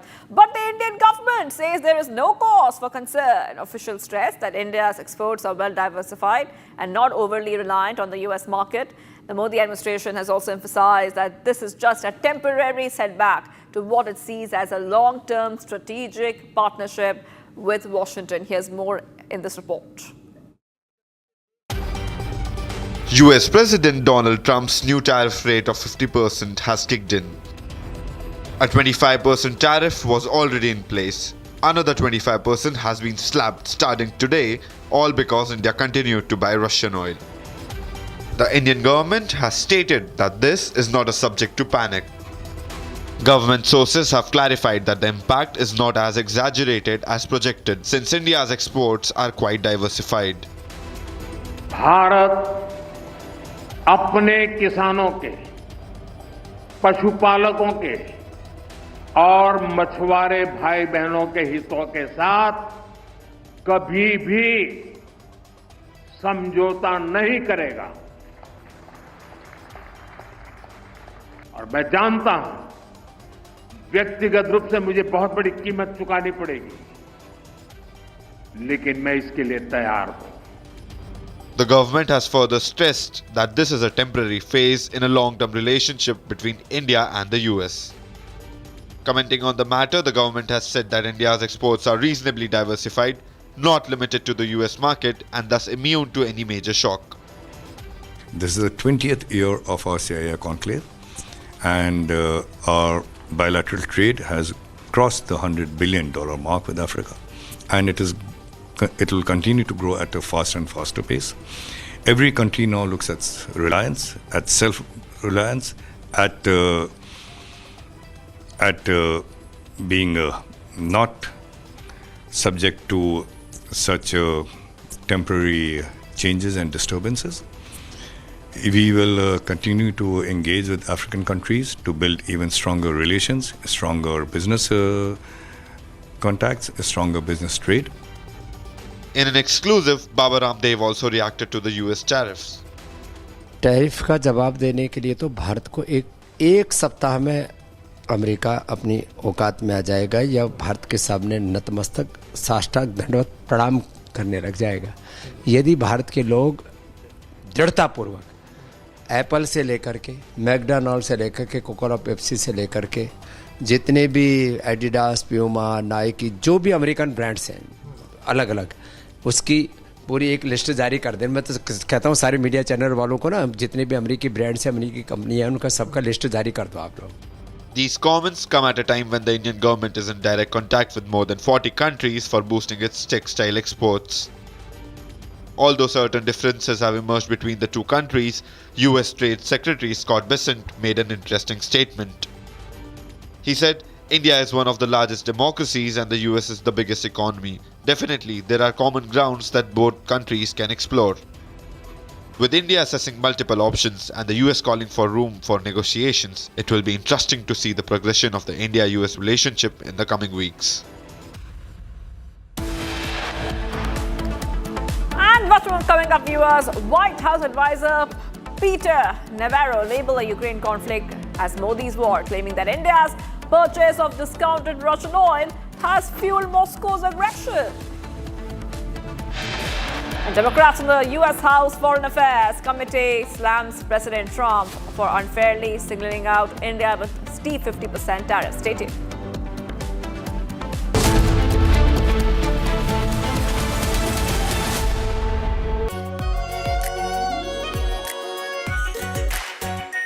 Our pure Shahi Paneer Masala.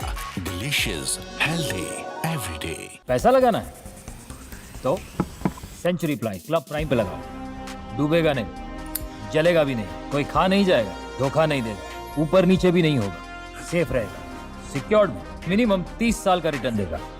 अब इससे better investment है तो बताओ। Century ply club prime, रहो बेफिक्र। आधे bowl दही में 4 चम्मच MDH चटनी पुदीना मसाला डाला, स्टर करो, पुदीना चटनी तैयार। MDH चटनी पुदीना मसाला।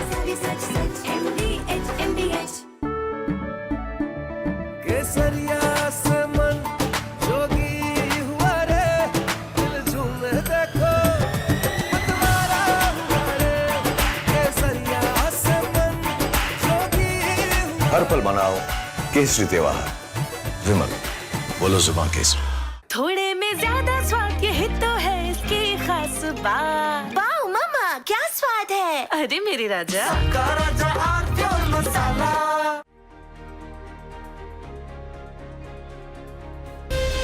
From Asia's largest news headquarters,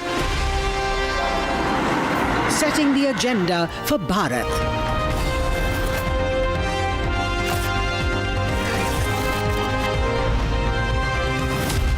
You're watching Republic.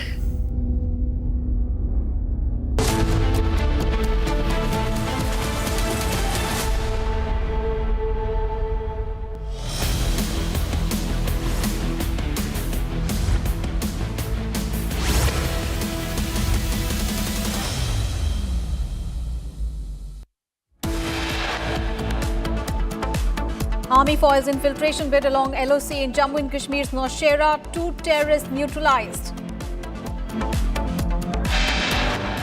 40 killed in Jammu and Kashmir. Flash floods, relief and rescue operations in full swing.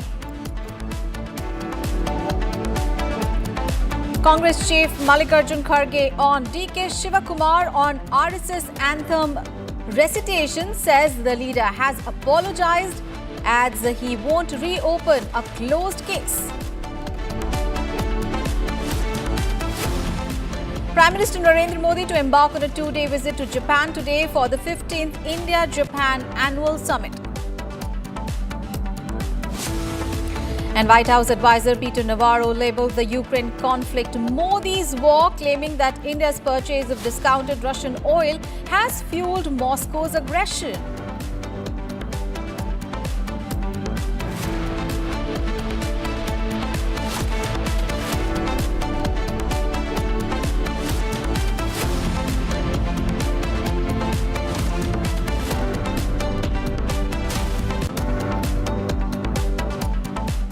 Very good morning. You're watching Live and Breaking on Republic TV. The top story that we are tracking, White House advisor Peter Navarro has labelled the Ukraine conflict as Modi's war, claiming that India's purchase of discounted Russian oil has fueled Moscow's aggression and burdened the American taxpayers, while saying that India could get a 25% reduction in US tariffs if it stops buying Russian oil.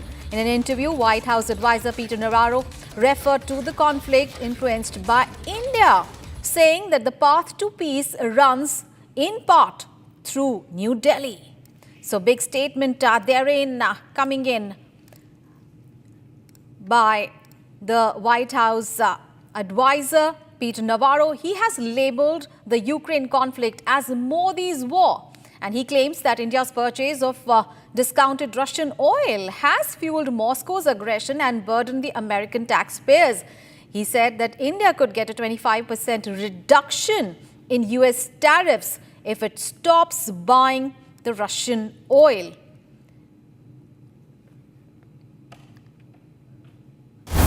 And we have more breaking news coming in, viewers.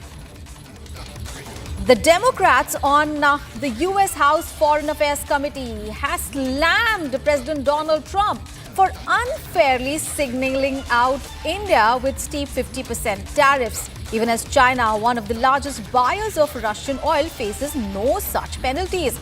In a statement posted on X, the panel's Democrats said, and I quote, "Instead of imposing sanctions on China or others purchasing larger amounts of Russian oil, Donald Trump's signaling out India with tariffs, hurting Americans and sabotaging the US-India relationship in the process."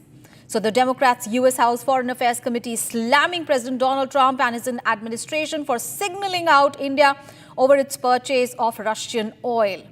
Remember this coming in even as China, which is Moscow's largest crude exporters, faces no such penalties. The Democrats said that Donald Trump's 50% tariffs on Indian imports are hurting the Americans and sabotaging the US-India ties built over past 2 decades of bipartisan efforts. And this is what the House Foreign Affairs Committee posted on X. So the Democrats panel said in a statement on X that instead of imposing sanctions on China or others purchasing large amounts of Russian oil, Trump's is signaling out India with tariffs, hurting Americans and sabotaging the US-India relationship in the process. Our executive editor Abhishek Kapoor is now joining us on the phone line for more details. Abhishek, a very good morning. So US Democrats panel slamming Donald Trump administration over India tariffs, and a very, very strong statement there from the US Democrats panel. Yes, indeed. It's a strong statement. And this is not the first time, in fact, the House Democrats have taken this position, second time in the last 1 week. And that really shows the kind of disquiet that's there on the Capitol Hill in Washington, D.C. about the manner in which Trump is going after the India-United States relationship with a wrecking ball. And effectively, they use the word, this is sabotaging India-U.S., the larger India-U.S. relationship. So I think in that sense, it is clear. And they are actually saying that this is not about tariffs and or secondary sanctions, because if that be the case, then why is Trump keeping mum on China? And the Democrats have charged Trump for having no courage to really take on China, because it's China which is buying more Russian oil. It's the European Union which is buying more Russian gas. And even Americans having trade which has increased by about 20%, according to President Putin, over the last 1 year between Russia and the United States. So I think this is absolutely a case of malice. It's absolutely a case of Trump's bruised ego singling out India for not obliging him with a photo op with Asim Munir that he wanted with him and Prime Minister Modi together with Asim Munir in Washington, D.C. And the fact that India has made it clear that there was no case of ceasefire because of mediation, and that it happened because the Pakistanis came crying uncle. Now, Trump happens to be that uncle. And he's taking umbrage at the fact that we are not calling him Pakistan's uncle. I mean, we are not calling him uncle. If he's Pakistan's uncle, so be it. But this is not how diplomacy functions, and that's really leading to this disquiet in the larger DC establishment, and that's why we are seeing the House Democrats coming out second time in a week, flagging this concern that while Trump is being effectively dishonest about tariffs on India, but he's stretching his dishonesty to a level where there might be long-term consequences for the larger India-United States relationship. Absolutely. And Abhishek, that is the question that everyone, in fact, is asking, not only from the Democrats, the Republicans itself. Also, there are questions being asked on why Donald Trump is really signaling out India. And this is what the panel is also talking about. A few days back, a German newspaper had also given its own hypothesis on what could be the reasons for that.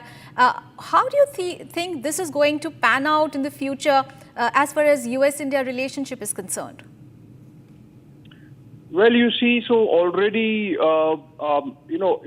have seen Government of India's position firming up over the last 1 month.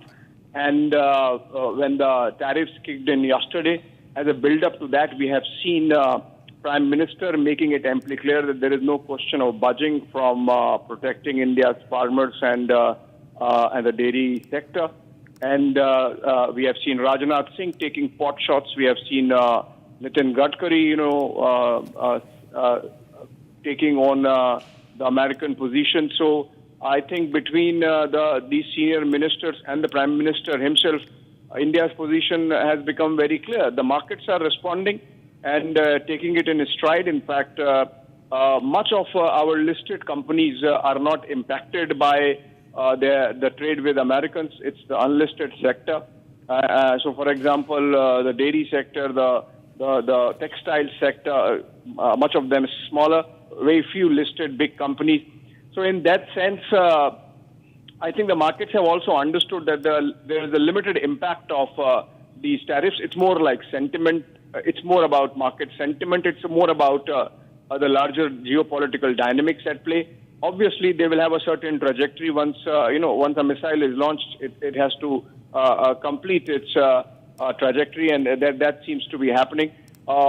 Because you asked what happens next, possibly early next year in the month of Jan and Feb, when the United States goes into midterm polls, and then when the Republicans are going into campaign mode, then there might be recalibration of the position of the Trump administration, because obviously they would come under pressure from the Republicans who want to retain their seat, who want to contest and would depend and want the Indian American community vote. That seems to be the possibility. But before that, of course, this is a period of turbulence. There is uncertainty around whether President Trump is going to come for the Quad summit to New Delhi. There's going to be uncertainty about whether Prime Minister would travel to the UNGA. Most likely not. In fact, we are being given an indication from our sources, by our sources in the government, that the possibility of a Prime Minister visiting United States to participate in the United Nations General Assembly is completely off the table as of now. And as I mentioned, in this, the kind of thrust that is there already, and the kind of indecent, indignified, and intemperate comments that are coming in from the Trump team, including from Scott Bessent, including from Peter Navarro, including from Howard Lutnick. I think the gloves are off effectively, and it's unlikely that we are going to see any decent dialogue re-establishing between India and the United States anytime soon. Not of course this month. And so obviously this is a time of turbulence that has to be, taken in stride, and that's what the government, the industry, and the markets and the people seem to be doing. We're getting reports, for example, of already demand for boycott of American goods from Mofussil, from a small town, from Middle India, and I think that should be sending a strong message to Trump that India collectively, the government and the people, are going to stare him down. Right. All right. Thank you so much, Abhishek, for joining us and sharing your insights on that big story. And viewers, we need to move on in the bulletin now. We have a big story coming in. It is a weak start really for the markets this morning because the Sensex has slipped over 500 points in early trade, with the Nifty also falling below the 24,600 mark. Heavy selling pressure is being seen across key sectors, and that is dragging the benchmarks lower. All right, so Dalal Street opening for trade today, and we are seeing a Sensex tank 600 points. 500 points in early trade. Nifty has fallen below the 24,600 mark. Remember, this happening after Donald Trump's tariffs have taken effect. The markets seem to be a little bit nervous at this point of time, and we are witnessing some sort of profit booking as well. And not only the Nifty, the global Asian markets are also mixed. So Sensex has slipped over 500 points in early trade. Nifty has fallen below the 24,600 mark, and what we are witnessing is heavy selling pressure across key sectors, and that is dragging all the benchmarks lower. All right, so it seems Donald Trump's tariffs, of course, have taken effect, and the markets have responded, looking a bit nervous at this point in time. We are witnessing profit booking as well as heavy selling pressure seen across the key sectors. This, remember, as Donald Trump's tariffs have taken effect. Global Asian markets are also mixed. Nifty not able to sustain the level of 24,600, and so markets are in a negative territory at this point in time.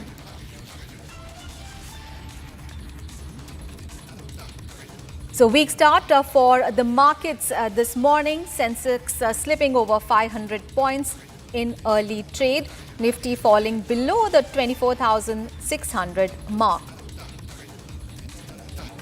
Heavy selling pressure being seen across the key sectors, and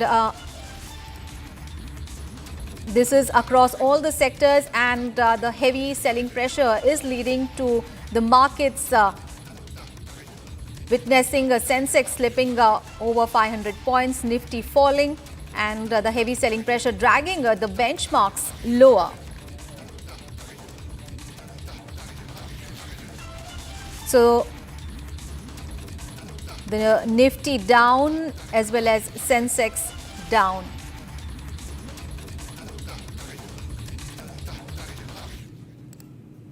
All right, let's get you some other news. India and the United States are finalizing a deal worth over $1 billion for the General Electric 404 Mark 1 engines to power the Indian Air Force's LCA Mark 1A. Now, this agreement follows a previous contract for 99 GE 404 engines, which has faced delays for over 2 years. Now, India has pressured the US to expedite the delivery of these critical engines to bolster its Air Force capabilities. Take a look at this report.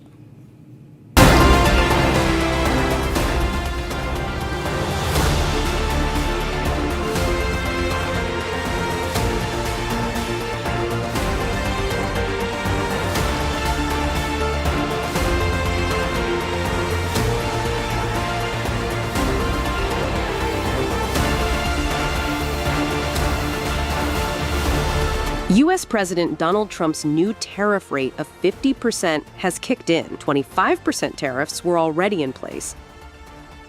Another 25% have been imposed starting today as a result of India's purchase of Russian oil. Amid these tariffs being imposed, India is on track to sign a $1 billion contract with American aerospace giant General Electric for the supply of 113 GE 404 engines to support the expanding Tejas fighter jet program. Sources say discussions are progressing steadily, with a formal agreement expected to be inked by September. Under the proposed timeline, GE will deliver 2 engines per month, ensuring a continuous supply for India's indigenous fighter production. This upcoming deal follows India's approval of an earlier contract for 97 additional LCA Mark 1A jets, valued at over 62,000 crore rupees, part of the broader plan to replace the Indian Air Force's retiring MiG-21 fleet. Public sector giant HAL, which is manufacturing the jets, has already procured 99 engines for the first batch of 83 aircraft. The new order of 113 will bridge the gap for the next round of production, helping HAL hit its target of 212 GE 404 engines without delays. The delivery schedule is ambitious. HAL aims to complete the first batch by the end of 2029-30, followed by a second batch by 2033-34. Meanwhile, talks are also advancing for the more powerful GE 414 engines to be used in the upcoming LCA Mark II and Advanced Medium Combat Aircraft AMCA. That deal may include up to 80% technology transfer, a crucial step in India's push for defense manufacturing independence.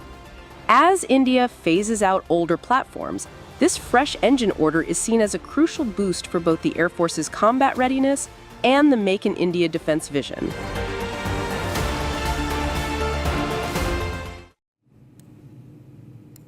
Bharat 1 Minute brought to you by Canara Bank. Together we can. The Chandigarh-Manali highway has been closed due to a landslide in Banala amid heavy rainfall in the area. Restoration work is underway to restore the situation. Uttar Pradesh Chief Minister Yogi Adityanath expressed condolences to the families of those who died in a landslide near the Vaishno Devi Shrine in Katra in Jammu and Kashmir. Chief Minister Yogi Adityanath also announced a financial assistance of 4 lakh rupees for the families of the deceased residents of Uttar Pradesh.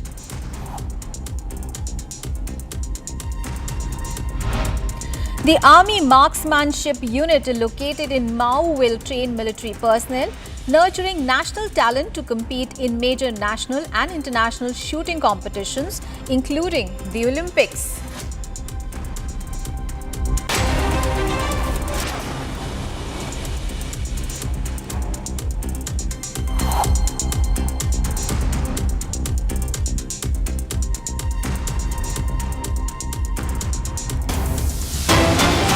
We have big breaking news coming in from Jammu and Kashmir. The Jammu flash flood death toll has risen to 43. Non-stop heavy rains have unleashed flash floods and landslides across Jammu and Kashmir, causing severe damage to infrastructure. Several bridges have collapsed. Electricity poles and mobile towers have been uprooted, crippling telecom services and cutting off communication lines for millions of people. In Katra, a rain-triggered landslide along the Mata Vaishno Devi pilgrimage route claimed 34 lives and injured 23 others, with more people feared trapped under the rubble. Torrential rains persisted for the 4th straight day on Wednesday, disrupting normal traffic as the Jammu Pathankot and Jammu Srinagar highways, along with other key roads, are shut due to landslides and overflowing rivers. So floods and landslides triggered by record-breaking heavy rains have killed more than 43 people now. That is the latest update we have.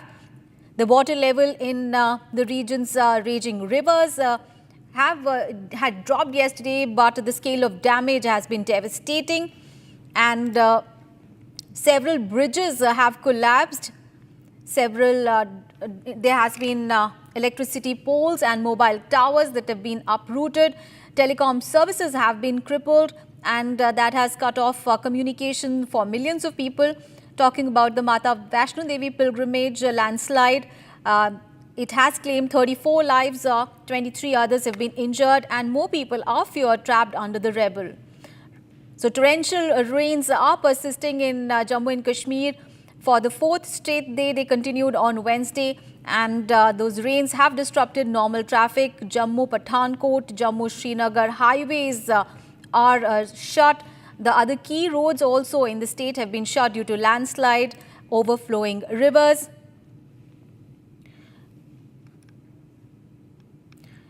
And of course, educational institutions across Jammu and Kashmir are closed. They are remaining closed today as well. Gursimran, my colleague, is now joining us for more details. Gursimran, the flash flood death toll has now risen to 43. Give us a review of the relief and rescue operations that are going on in the state right now.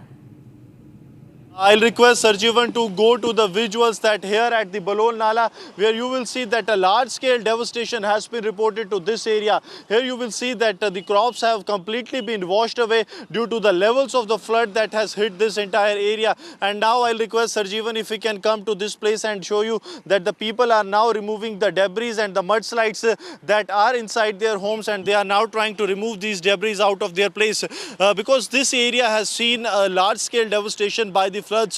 It was around 5 to 7 feet of the waters in the upper areas, and in the low-lying areas it was more than 7 to 10 feet of the water that has entered this area. Here only the Indian Army's 4 Jackli carried out the relief and the rescue operation, and this entire area that you see, it will still have, after 3 days of this massive floods hitting this very area, it will still have the traces of the water that has entered this very area and entire area.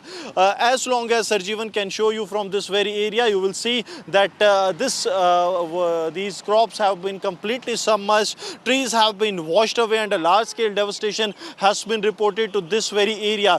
This is on the main road that connects to the Indo-Pakistan international border, and even some of the areas have been washed away. You will see landslides that have been reported there. There used to be a camp of the Indian Army along with the camp of BSF there. That too has been damaged, partial damage that has been reported in both these camps, and also the landslide and the land subsiding that has taken place. Now the waters have gone down, but the on-ground situation continues to be grim as people have faced a large-scale damage. Here I'll request Sarjeevan to show you that the walls that have collapsed due to the flood levels. Here you will see that the complete collapse of the walls, that the boundary walls of these houses, they have completely decimated in the floods that have taken place.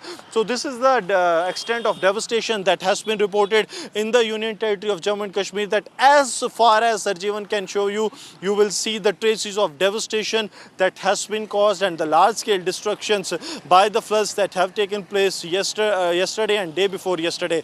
Day before yesterday, it was ferocious floods that have done damage to every nook and corner of the Jammu city and the nearby areas. And now as we speak, the rescue operations have completed to a large extent, but now the focus has shifted to the relief operations in the Jammu district, so that those who have been impacted, more than 5,000 people moved out of to safe location from their houses, 1,000 houses damaged and whatnot, and now this is being assessed by the authorities. Right, Gursimran, and rain in Jammu has broken a record of 50 years. What is the IMD saying now? Because a lot of people have been evacuated from low-lying areas. Tell us about that.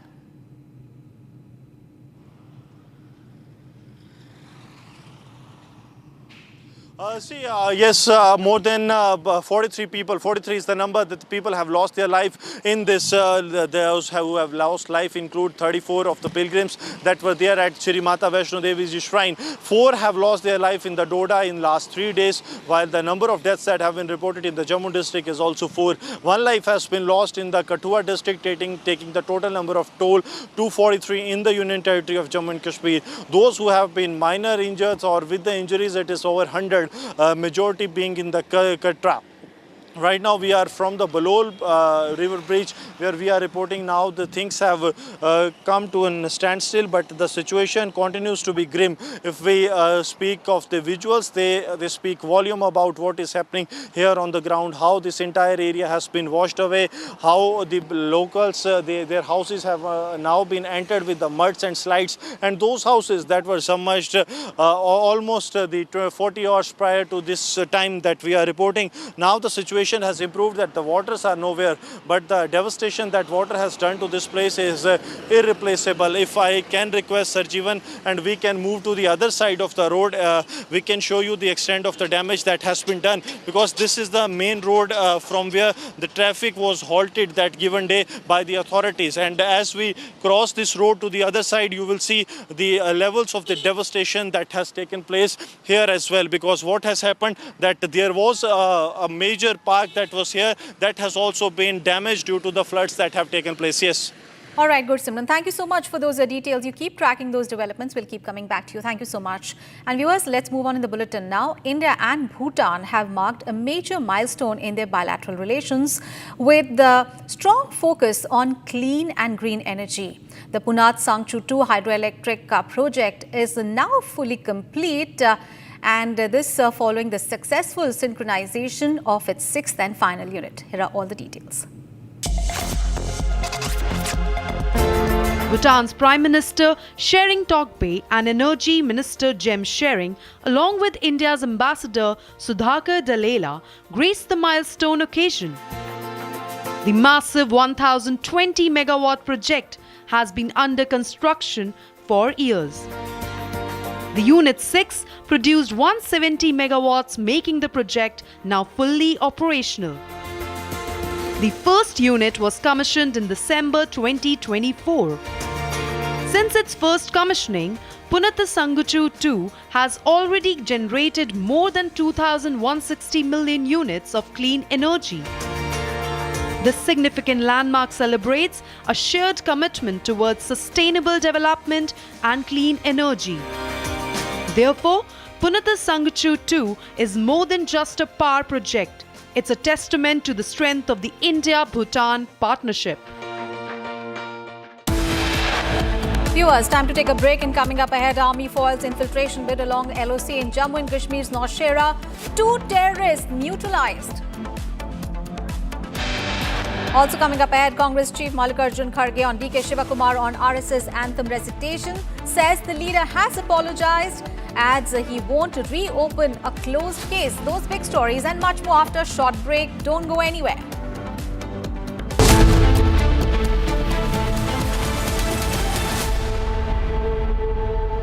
इसको घर पे लगाओगे तो शादी का तो पता नहीं, पर घर पक्का नहीं टूटेगा।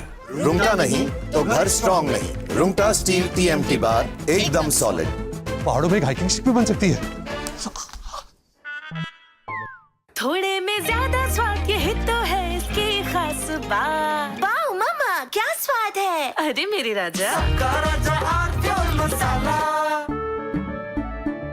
केसरिया से मन जोगी हुआ रे, दिल झूमे देखो मतवारा हुआ रे।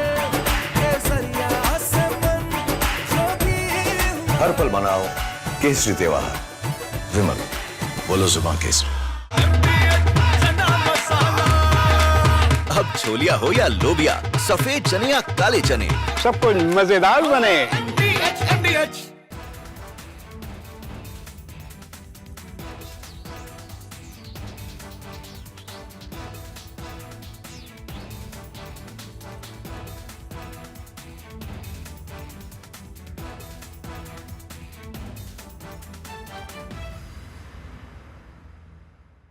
You may also have observed that Operation Sindoor has emerged as a great example demonstrating the success of our indigenous platforms, equipment, and the weapon systems. Its achievements have once again underlined that in the times to come, self-reliance is an absolute necessity. We have indeed made significant progress on the path of self-reliance.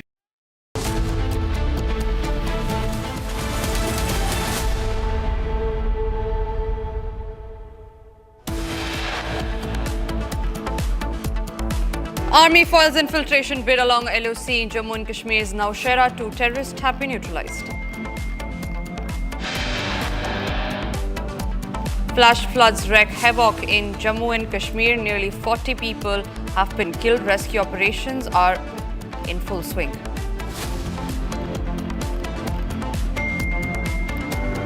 Congress Chief Mallikarjun Kharge on DK Shivakumar on RSS anthem says the leader has apologized, adds that he won't open a closed case. Prime Minister Narendra Modi to embark on a 2-day visit to Japan today for the 15th India-Japan Annual Summit.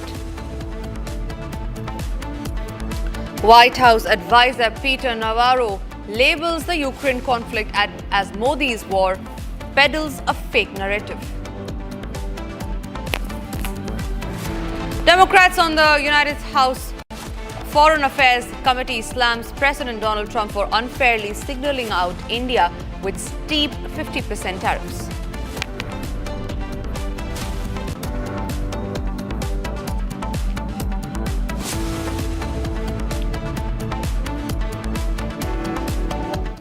And we start this edition with some breaking news that's coming in from Jammu and Kashmir, where we learned 2 terrorists have been killed after an infiltration bid was foiled by the army along the LOC near the Naushera Nard in the Gurez sector of North Kashmir. We learned the search operations are still underway in this regard. 2 terrorists, remember, have been neutralized.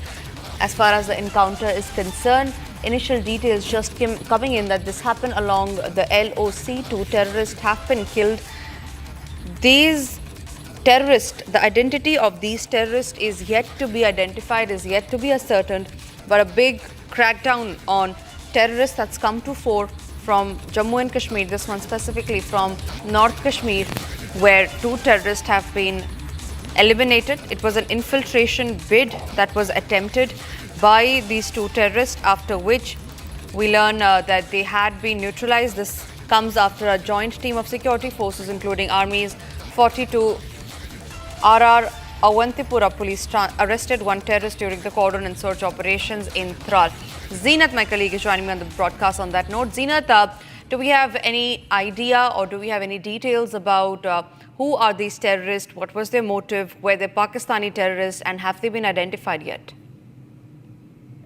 See, the counter-infiltration bid in the Kashmir Valley has been active. That is what we see here in the Gurez along the line of control, where the 2 terrorists have been neutralized. The terrorists were trying to infiltrate along the line of control in Gurez to sneak into the Indian territory. But before they could do that, they were eliminated. There had been an information that the intelligence about the infiltration movement was given by the Jammu and Kashmir to the Indian Army, and Indian Army along the line of control executed this operation. We are picking that the 2 terrorists have been neutralized. See, it has been quite a busy day for the Jammu and Kashmir administration, for the security forces as well. Seeing the Kashmiri news from the South Kashmir to North Kashmir, taking the count from the South Kashmir Tral, where 1 LET terrorist have been apprehended along with arms and ammunition. Then in Handwara, a cordon and search operation turned into a hide bus where an UBGL and the other arms and ammunitions along with the utensils have been recovered. This was again to avoid the major tragedy in North Kashmir's Handwara, and then simultaneously the Gurez, which is one of the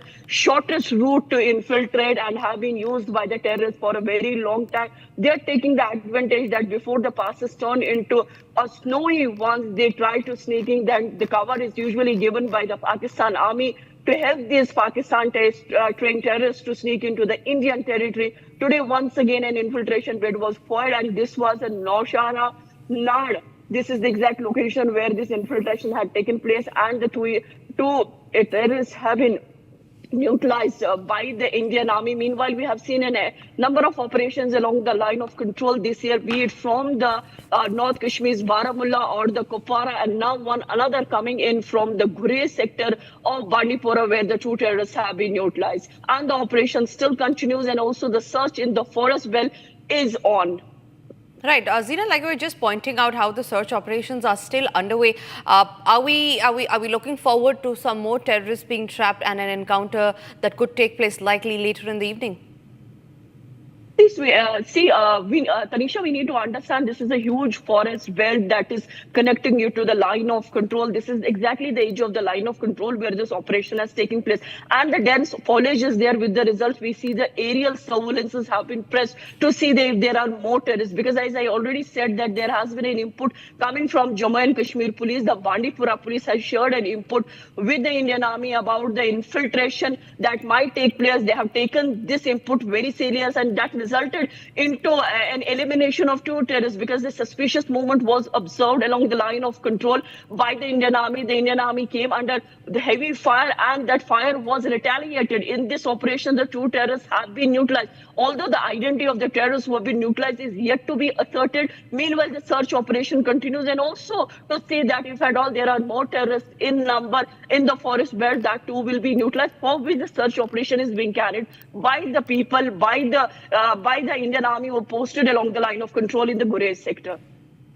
Right, Zina, thank you very much for getting us those details. Quickly shifting our focus to some more breaking news that's coming in. The Trump administration has proposed new restrictions on the I-visa classification for foreign journalists covering the United States. Now, under the proposal, visas will now have a 240-day limit, replacing the long-standing indefinite duration of status system in place since 1985. Now, the Department of Homeland and Security says the move is aimed at preventing fraud and abuse, with extensions granted only if officials are satisfied with the journalist's advice. All right, Chandrakala is joining us on the broadcast on that. Chandrakala, share more details about how the United States has now restricted the I-visas. It's put a 240-day limit. What are the repercussions that India is looking forward to? Well, absolutely. After the non-immigrants, the U.S. visa rules are saying that the non-immigrant application should be, should have an in-person interview. Now, this is another rule being imposed by U.S. as far as the visa policy is concerned. Now, the Homeland Security has come up. Department of Homeland Security has come up with this very decision of restricting the stay limit of journalists, students. So this could have repercussions as far as the students are concerned, who, US is one of such, one of the most preferred destination when it comes to Indian students moving out for further studies. So this could also impact the F1, J1 visa holders as far as this particular move is concerned. Also comes at a very, very crucial time when the relations between both the countries are at all-time low, and this particular visa rules being imposed by US could have the impact could have more on the students who every year a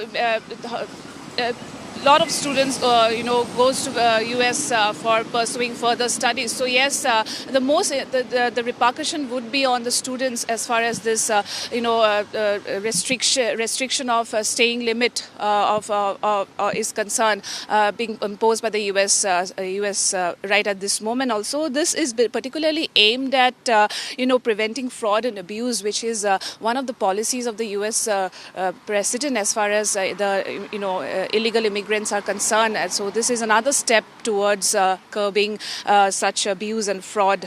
And this would be an extensions granted only if officials are satisfied with the journalist's activities. So it comes at a very, very important time where US is taking such decisions, and this could have more impact on the Indian students particularly who visits US, who is in US for further studies. And now that earlier they could stay as much as, for as much as days possible, but now this limitation of their stay could, impact them further. Right, Chandrakala, thank you very much for getting us those details. Shifting our focus now, in a bold response to United States President Donald Trump's 50% tariffs, the lovely professional university has now banned American beverages on campus, signaling a strong push for Swadeshi 2.0. The university says India will not bow to unfair foreign tactics, and it's calling on everyone to support local products and make the country stronger from within. Listen in.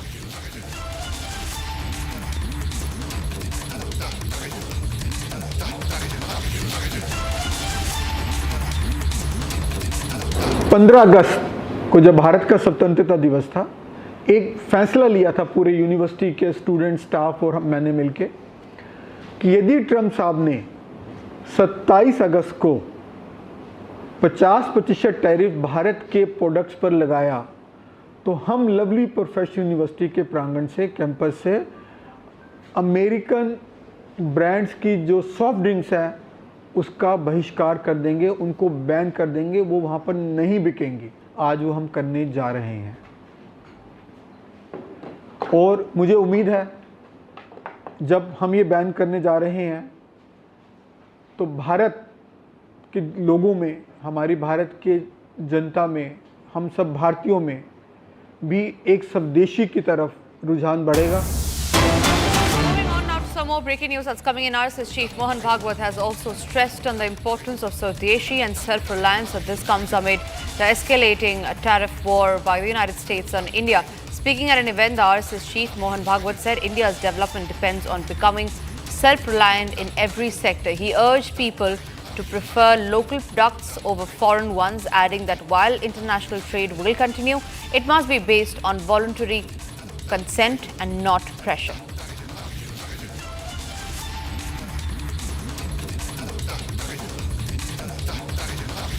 आत्मनिर्भरता सब बातों की कुंजी है, विकास भी करना है, तो हर बात में अपना देश आत्मनिर्भर होना चाहिए, अपने घर से शुरू करना। जब ये स्वदेशी की बात करते हैं तो लगता है कि विदेशों से संबंध नहीं रहेंगे व्यापार, ऐसा नहीं है। आत्मनिर्भर होना यानी बाकी लोगों को बंद करना नहीं है, आत्मनिर्भर होना है, लेकिन दुनिया परस्पर निर्भरता पर चलती है, कुटुंब भी परस्पर निर्भरता पर चलता है, और इसलिए अंतर्राष्ट्रीय व्यापार तो चलेगा और उसमें लेन देन होगी, बस इसमें दबाव नहीं होना चाहिए, स्वेच्छा होनी चाहिए। और इसलिए स्वदेशी का पालन करना यानी क्या है, जो घर में बनता है वो बाहर से नहीं लाना।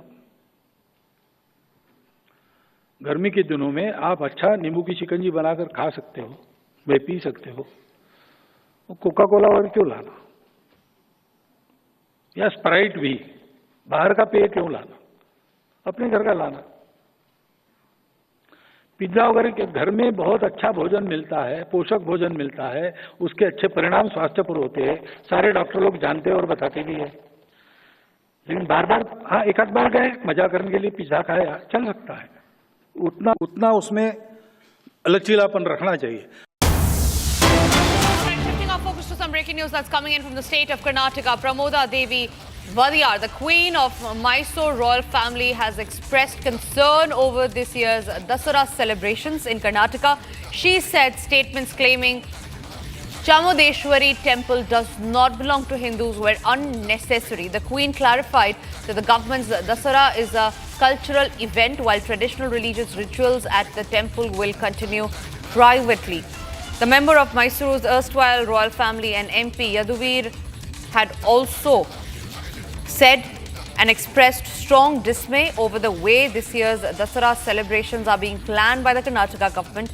In a note, she said that politics had found a way around the sacred Chamundeshwari temple atop the Chamundi Hills. Her remarks, remember, comes in backdrop of the government inviting writer Manu Mushtaq to inaugurate this year's Nada Haba, the Janta Dasara, a move that has sparked a widespread debate.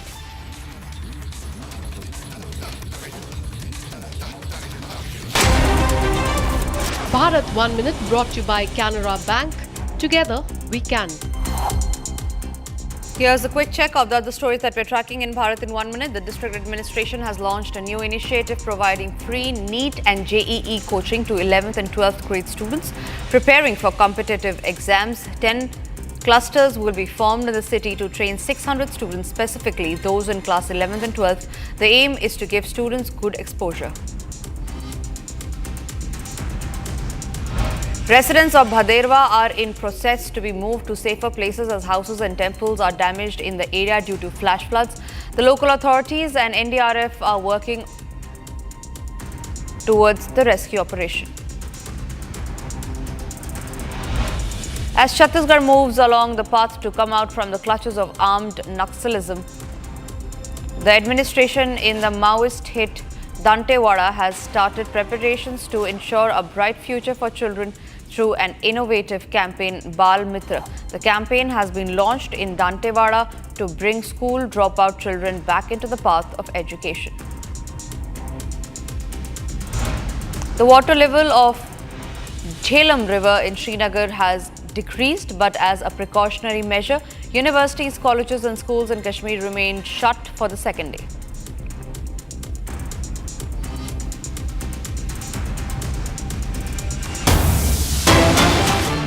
All right, shifting our focus to some breaking news that's coming in. There's a political storm that has erupted over Stalin's visit to Bihar.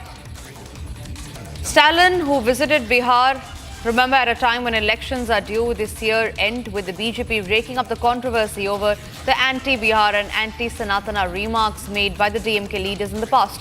The BJP has also dared Stalin, who heads the DMK, to repeat the comments on Biharis by his colleague Dayanidhi Maran and by his son Udyanidhi on the Sanatana Dharma. If he has the guts, when he reaches the election-bound state this afternoon, an open dare that has been given out by the BJP to MK Stalin, and all of this regarding the anti-Sanatan and the anti-Hindu remarks, anti-Bihari comment that had been made by MK Stalin in the past.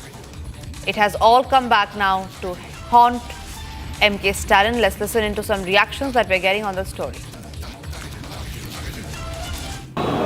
बड़े फख्र के साथ मैं बिहार के लोगों के सामने प्रश्न रखना चाहता हूं कि आप तेजस्वी यादव और राहुल गांधी से पूछें, क्या बिहार को चिढ़ाने के लिए, बिहार के लोगों को चैलेंज करने के लिए बिहार में क्यों लाए हैं? क्या लालू यादव का आधार कम गया? क्या राहुल गांधी का आधार कम गया है? या हिंदुओं को गाली देने के लिए उन्होंने स्टालिन को, बिहार को गाली देने के लिए रेवंत रेड्डी को लाए हैं? लालू यादव, तेजस्वी यादव और राहुल गांधी को माफी मांगना पड़ेगा बिहार के लोगों से, नहीं तो इसका खामियाजा भुगतना पड़ेगा। Jammu flash floods death toll has risen to 43 now. Non-stop heavy rain unleashed flash floods in landslides across Jammu and Kashmir, causing severe damage to infrastructures. Several bridges have collapsed while electricity poles and mobile towers have been uprooted, crippling telecom services and cutting off communication for millions. Watch this report from Ground Zero.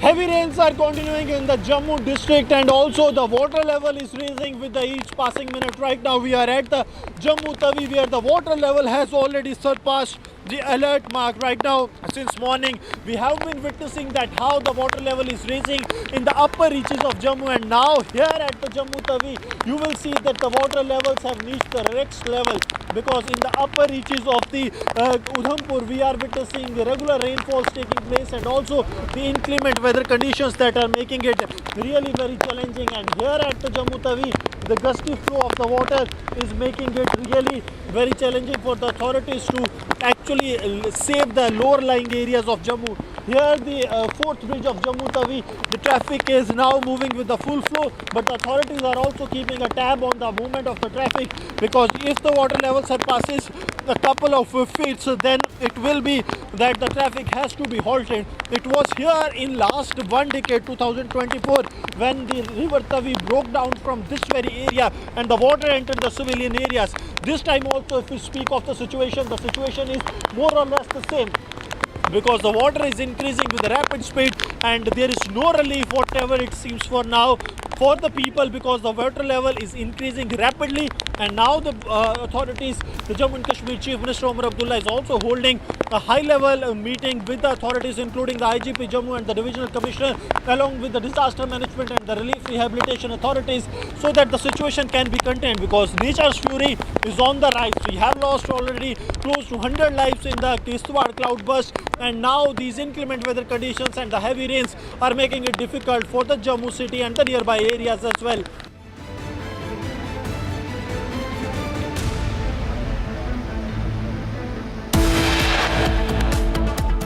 It's time for us to now slip into a short break. After the break, we'll keep you updated from Ground Zero on the flash floods that have hit Jammu and Kashmir that have killed nearly 43 people.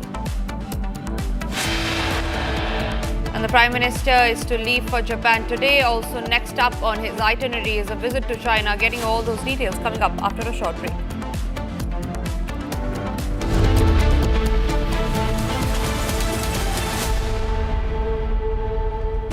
Pure सूजी pasta उबालो मिलाओ और खाओ 8 minute में तैयार। क्या taste है सबका राजा हार्डवेयर मसाला।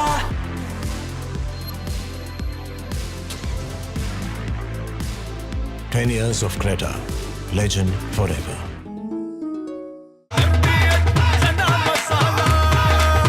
अब छोलिया हो या लोबिया, सफेद चने या काले चने, सब कुछ मजेदार बने।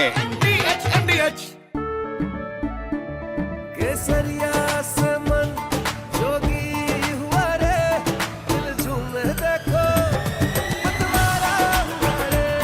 केसरिया से मन जोगी हुआ। हर पल मनाओ केसरी त्योहार। विमल, बोलो जुबान Kesari.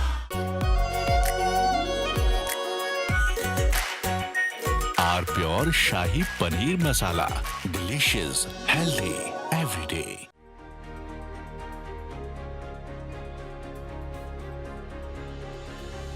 US is already experiencing the damage because of tariffs.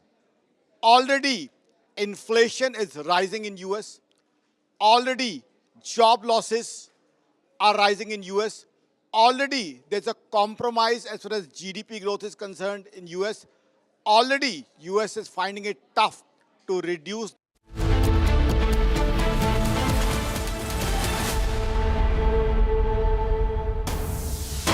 Breaking news now coming in a first of its kind move, the Assam government has started pushing back illegal Bangladeshi infiltrators. Chief Minister Himanta Biswa Sarma has called it a historic step, saying that his government will not allow illegal migrants to settle in the state. The Assam government has vowed to continue the crackdown, sending a strong message against infiltration.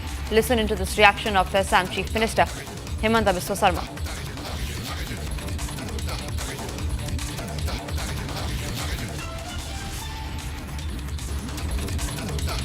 Yesterday also we pushed back 26 Bangladeshi. So, right from Assam agitation, you will never heard even one Bangladeshi has been pushed back.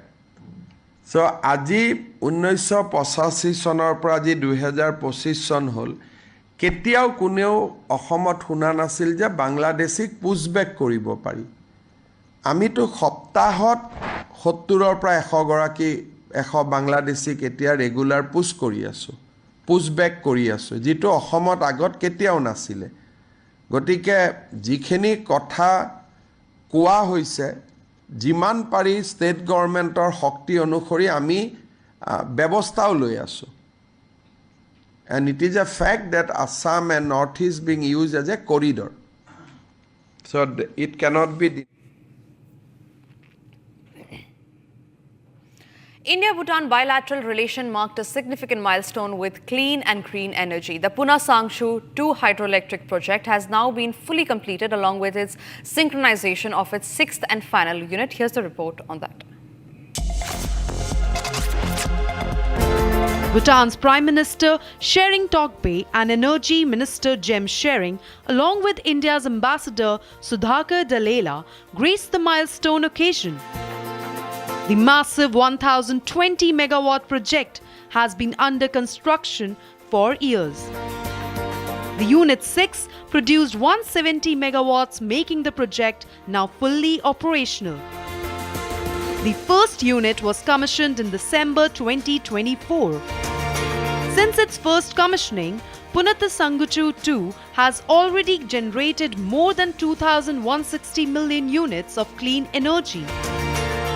This significant landmark celebrates a shared commitment towards sustainable development and clean energy. Therefore, Punata Sanguchu 2 is more than just a power project. It's a testament to the strength of the India-Bhutan partnership. Time for us to now slip into a short break. After the break, we'll get into the details of the 2 terrorists who have been killed along the line of control. And Congress Chief Mallikarjun Kharge speaks on the RSS anthem row that is only getting bigger, says the remark that was made by DK Shivakumar was unnecessary.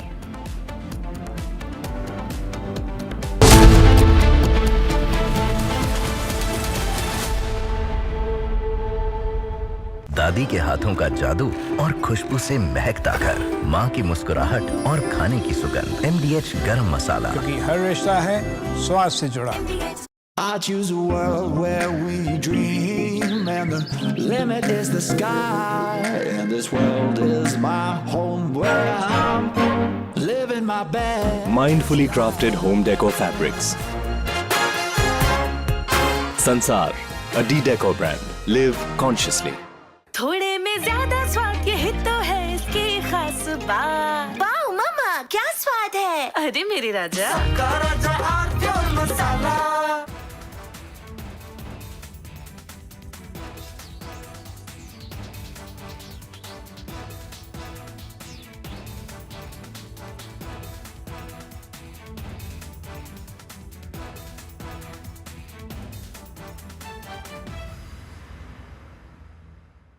You may also have observed that Operation Sindoor has emerged as a great example demonstrating the success of our indigenous platforms, equipment, and the weapon systems.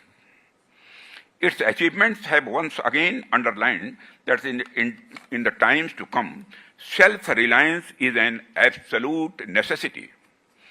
We have indeed made significant progress on the path of self-reliance, but there is still a long way ahead that we must travel.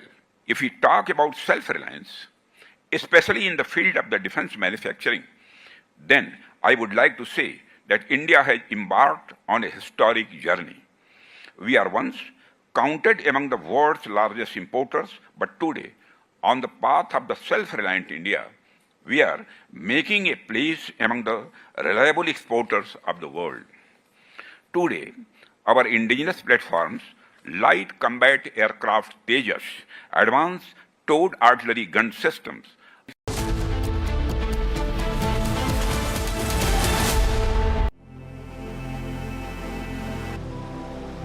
Being a legend means reaching a point where no one else has. To give others a dream worth chasing. 10 years of Creta, legend forever. आधे bowl दही में 4 चम्मच MDH चटनी पुदीना मसाला डाला, stir करो, पुदीना चटनी तैयार। MDH चटनी पुदीना मसाला। MDH केसरिया से मन जोगी हुआ रे, दिल झूम देखो मतवारा हुआ रे। केसरिया से मन जोगी हुआ। हर पल मनाओ केसरी त्योहार। विमल, बोलो जुबान केसरी। आर प्योर सूजी पास्ता, उबालो मिलाओ और खाओ। 8 मिनट में तैयार। क्या टेस्ट है सबका राजा R pure masala. You may also have observed that Operation Sindoor has emerged as a great example demonstrating the success of our indigenous platforms, equipment, and the weapon systems. Its achievements have once again underlined that in the times to come, self-reliance is an absolute necessity. We have indeed made significant progress on the path of self-reliance, but there is still a long way ahead that we must travel. If we talk about self-reliance, from Asia's largest news headquarters, setting the agenda for Bharat.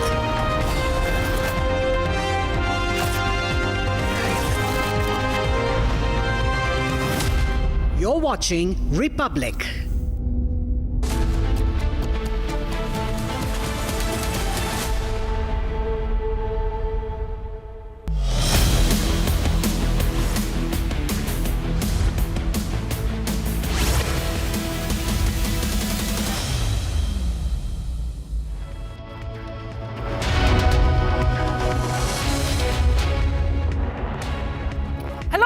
A very good morning. We are live in breaking. I'm Shivangi Shukla getting you the latest coming in. Top Trump aide makes a bizarre statement on India-US tariffs. We'll get to all those details, but the headlines first. Army falls infiltration bid along LOC in Jammu and Kashmir's Nawshera. 2 terrorists neutralized. 40 killed in Jammu and Kashmir. Flash floods, relief and rescue operations are in full swing. Congress Chief Mallikarjun Kharge on DK Shivakumar on RSS anthem recitation says the leader has apologized, adds that he will not reopen a closed case. Prime Minister Modi to embark on a 2-day visit to Japan today for the 15th India-Japan Annual Summit.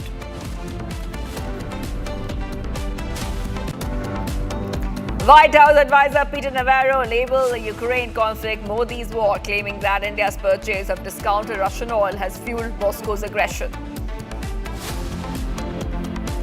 Democrats on the U.S. House Foreign Affairs Committee slammed President Trump for unfairly singling out India with steep 50% tariffs.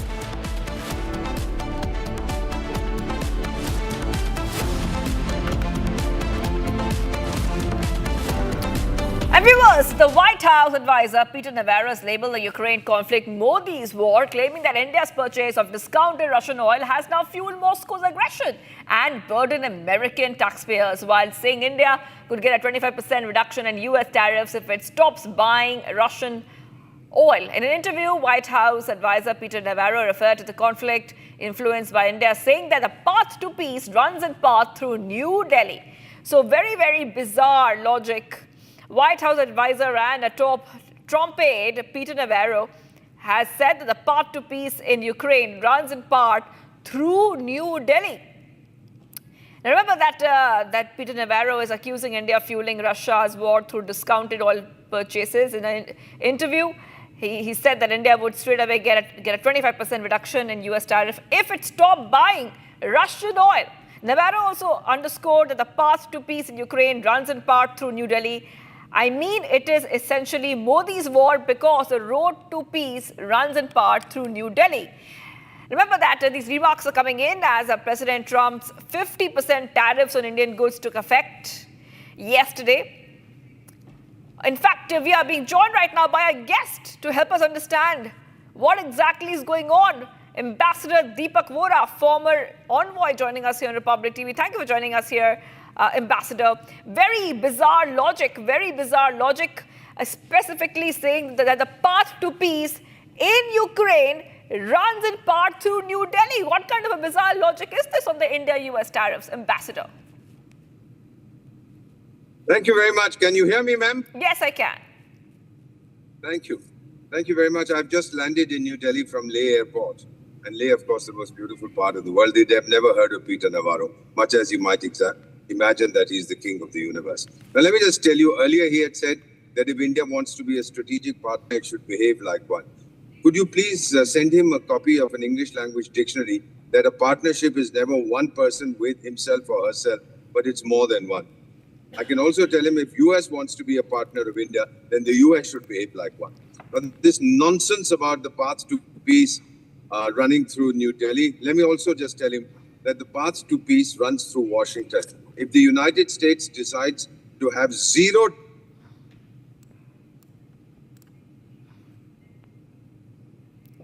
Yes.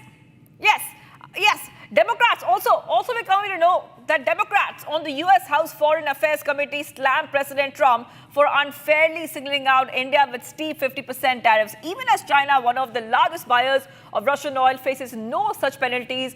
In a statement posted on X, the panel's Democrats said that instead of imposing sanctions on China or other purchasing larger amounts of Russian oil, Trump's is going ahead singling out India with tariffs, hurting Americans and sabotaging the U.S. in their relationship in that process. So what we see right now are back-to-back updates coming in on Republic TV, where we see the Democrats also going ahead and saying that Trump is hurting its ties with India, the U.S.-India ties.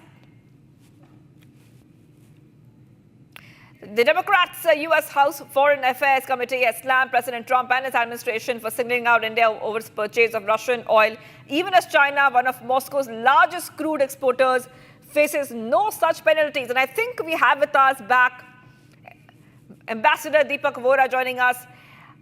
Ambassador, what we see right now is that the Democrats have gone ahead and slammed Donald Trump. And, it's very clear that the Democrats are exposing Trump and even suggesting that Trump is trying to drag India into issues where India has no role.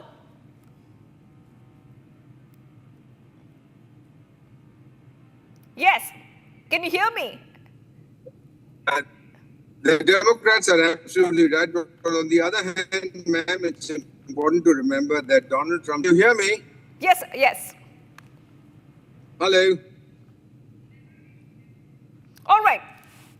All right, we connect back to Ambassador Deepak Vora on this, but Democrats' U.S. House Foreign Affairs Committee has slammed President Trump and his administration for singling out India over its purchase of Russian oil.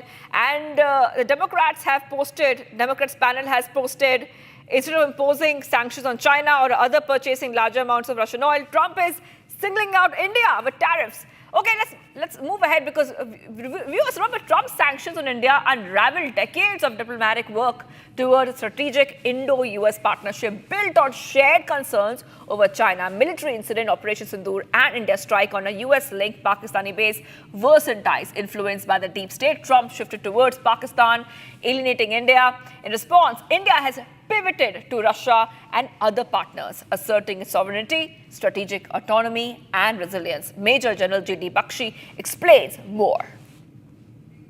Donald Trump's punitive sanctions he enforced on India. Now, there was a school of thought amongst our seasoned diplomats that we've expended 30 years of effort and time and energy into trying to forge a India-United States strategic partnership, a strategic quasi-alliance, if you so will, which was based on shared values, shared geostrategic interests. The values didn't work so well as the shared geostrategic interests did work, in terms of the fact that China was seen as the rising hegemon. China was seen as the principal threat to the United States, to India, to the weaker countries in Southeast Asia, etc. And therefore, there was a need for a Indo-US strategic partnership, which was supposed to be the defining partnership of the 21st century. There was a bipartisan consensus in the United States itself, and for the past 30 years, one hell of a lot of diplomatic effort and energy have been expended into trying to forge this partnership. Now, anon comes Donald Trump, and in one fell stroke, he has made this diplomatic partnership, this strategic partnership, he trash-canned the whole thing. The effort of 30 years gone, flushed down the tube of history in one fell stroke.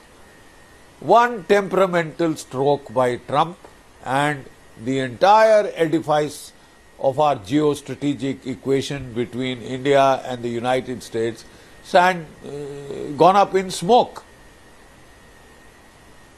There were people who were hoping against hope that even now nothing is lost, that Donald Trump changes his mind, he does flip-flops, that he does about turns, he does volte-faces, and even now within hours of that so-called deadline, he would waive these punitive tariffs, and it would all go back to,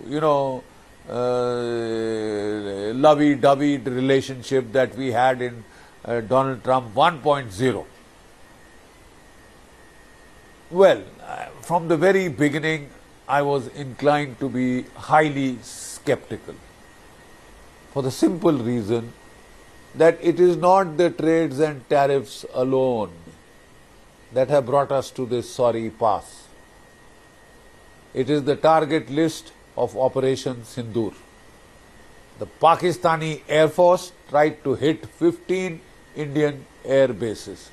First through drones, then it tried through the standoff munitions fired by its jet fighters, and they got shot down out of the sky like flies by the S-400 Triumph missiles. Quite obviously, India had to hit back, and India hit back and destroyed Noor Khan, the $500 million facility created by the General Electric Company of the United States as a nuclear proof, a bunker that could withstand a nuclear attack. And it was all jam-packed with satellite communications, with computer servers, consoles, etc., which was the command and control hub of the Pakistani Air Force. What we did not know was that it was still being used by the United States of America 7 years after they had fled in a very disgraceful manner, if you please, from Afghanistan. in a disgraceful exit from Afghanistan on the orders of Joe Biden, because he wanted to pivot back from Asia to Europe. He suddenly designated overnight that China was not the main enemy of the United States, that it was Russia. And then towards the end of his relationship, initially it was Joe Biden who had asked India to keep buying Russian oil and gas so that the price of oil would not cross $120 a barrel and create inflation in a very major way in an election year in the United States. It was Joe Biden who had asked us to do that. Suddenly he flipped, he flopped, and he said, you are either with us or...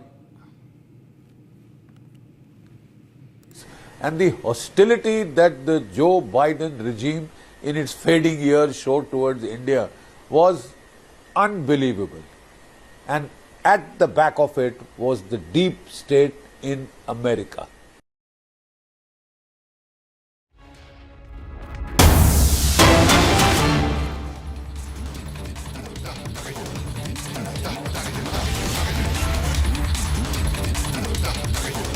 Yes, getting some big breaking updates coming in right now, viewers, and this is huge. In fact, we're getting some big breaking updates. Acting on intelligence inputs, the Bihar police headquarters has been alerted about the infiltration of 3 suspected Pakistan-based Jaish-e-Mohammed terrorists in the pole-bound state through the Nepal border. The 3 individuals are Hassan Ali from Rawalpindi, Adil Hussain from Umerkot, Muhammad Usman from Bahawalpur are believed to have entered Bihar with potential plans to disrupt, I repeat, disrupt the peace ahead of the elections. A lot of security forces and agencies have intensified vigilance along the Indo-Nepal border, and a high alert has been issued across the state. 3 Jaish terrorists are suspected of infiltration, viewers. Of course, we'll try to get our viewers more updates on the story, but this is huge coming in. I repeat, this is huge coming in, given the fact that elections are around the corner and security agencies are going ahead and have issued a high alert. This is a big update coming in, intel coming in of 3 Jaish terrorists who are trying to enter Bihar through Nepal. The entire state of Bihar is right now on high alert. I repeat, the entire state of Bihar is now on high alert, viewers. We come to know that the Bihar police headquarters has said that 3 suspected members of the Pakistani-based terror outfit Jaish-e-Mohammed have infiltrated, I repeat, have infiltrated Bihar through the Nepal border. The Bihar police headquarters has issued a statewide high alert after receiving intelligence reports about the entry of Pakistan-based terrorists into the state. These are suspects which have been identified as Hasnain Ali from Rawalpindi, Adil Hussain from Umerkot, Muhammad Usman from Bahawalpur, as per information which has been shared already, viewers. And देखिए, यह साजिश चाहे जिसकी भी हो, लेकिन कोई भी आतंकवादी की अब खैर भारत की भूमि पर नहीं है। यह मोदी की सरकार है और गृह मंत्री अमित शाह जी की निगाह सीमा के एक-एक इंच पर है। हम घुसने नहीं देंगे, जरूरत पड़ा तो उसको जहन्नुम में भी भेजेंगे और जेल भी भेजेंगे, और बिहार की सरकार भी उसके लिए चौकस है कि कोई आतंकवादी नेपाल की सीमा से हो या किसी सीमा से हो बिहार में न घुस पाए।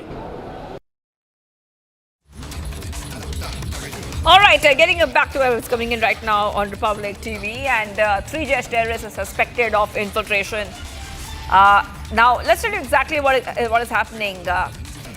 There are reports coming in that these terrorists have tried to infiltrate through the Nepal border. That is right. They believe to have entered Nepal with potential plans, and their plan is to disturb the peace. I repeat, disturb the peace ahead of elections. The entire state of Bihar is right now on high alert, viewers. The entire state is on high alert. We'll, of course, get our viewers more updates as to exactly what is happening, but This is a big update coming in right now. Security agencies have gone ahead and they are intensifying vigilance along the Indo-Nepal border, and a high alert has been issued across the state. I repeat, across the state. Now, the pictures can be seen on your screens. These are three pictures. The suspects have been identified, and their name is there on your screens. They are believed to be Jaish terrorists, Jaish operatives who have entered into Bihar through Nepal border. Remember that there are different routes these terrorists take to enter into India, Nepal being one of them, the Indo-Nepal border. Now, these are three suspects, and as you can see, the names are clearly written on the screen. So, there's Hasnain Ali, Rawalpindi, Pakistan, Adil Hussain, Umerkot, Pakistan, and Mohammed Usman. Mohammed Usman is from Bahawalpur, Pakistan. So back to back is coming in right now, viewers on Republic TV, and the entire state is on high alert. There are three Pakistani Jaish terrorists entering through Nepal to Bihar. And I really want to go ahead to my colleague who's joining us. We have with us Prakash, editor, Special Projects, joining us right now. Thank you for joining us here, Prakash. And you know what we see, Prakash, that patrolling has been intensified in border areas from what we understand, including West Champaran district. We are seeing this is happening as the entire state, Prakash, is on high alert to catch these terrorists, these infiltrators. All right. Prakash, can you hear me? Prakash? Well, yes. Yes. Prakash, you know, we are showing those pictures of these terrorists, and we understand that the entire state of Bihar is on high alert. First, let me speak. So, yes, the intelligence agencies have sounded an alert, and it is a regular protocol as far as the elections are concerned, and whenever the Prime Minister or any such dignitaries visit, it's a normal protocol of the intelligence inputs that such and such incidences are going to happen, and you have to take precautionary measure. And if it doesn't happen, it doesn't matter, and if it happens, then people say that the IB had alerted. But here we have sketches from, because the Bihar police is not confirming as yet from where these sketches have come. But yes, there's a group called SMAC where it might have appeared from, and the names are Hasnain Ali, Rawalpindi, Pakistan, Adil Hussain, Umerkot, Pakistan, and Mohammed Usman, Bahawalpur, Pakistan. It is being said that these three people have been identified as Jaish Muhammad terrorists who have infiltrated into the porous border of Indo-Nepal area, and that extends to around 1,600 kilometers in Bihar itself, starting from Balmiki Nagar in West Champaran to Kishanganj in the Kosi belt, and that's a long, huge area, and the border is entirely porous, and it's very easy, safe gateway for any terrorists coming in from Pakistan via Kathmandu and then entering into Bihar, or so to say, UP border as well, the adjoining areas of Gorakhpur, Padrona, and other areas which joins Nepal's border. So these are the important catchment point from where the terrorists can enter and have been entering into Bihar, because remember, Yasin Batkal was arrested from the West Champaran area in the forest area around 14 years back on the intelligence input of IB by the Bihar police.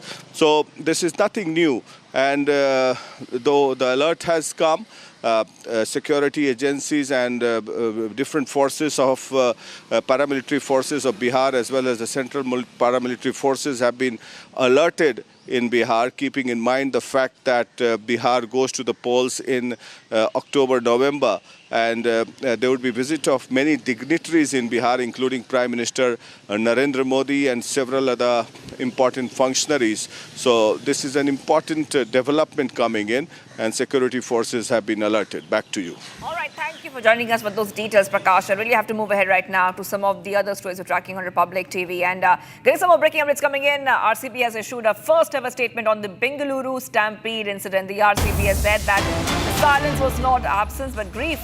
Team has said that the space was filled with energy, with memories and moments that people enjoyed, but 4th June broke everyone's hearts. First statement coming in of the RCB. And the RCB have ended a 3-month silence with an emotional message, that's what they're calling it. And they are also saying that they were not quiet for any other reason apart from grief. The team has said that the space was filled with energy, memories and moments that people enjoyed, but 4th June broke everyone's heart. So they were referring to the tragedy which occurred on 4th June. When thousands gathered outside the Chinnaswamy Stadium in Bengaluru to celebrate RCB's maiden IPL triumph. And in that incident, there was a stampede where many people lost their lives. All right, let's move ahead now to some of the other stories we're tracking on Republic TV. India-Bhutan bilateral relations marked a significant milestone with clean and green energy. Now, the hydroelectric projects there have been fully completed, along with its synchronization of one of the 6th and final unit. Take a look.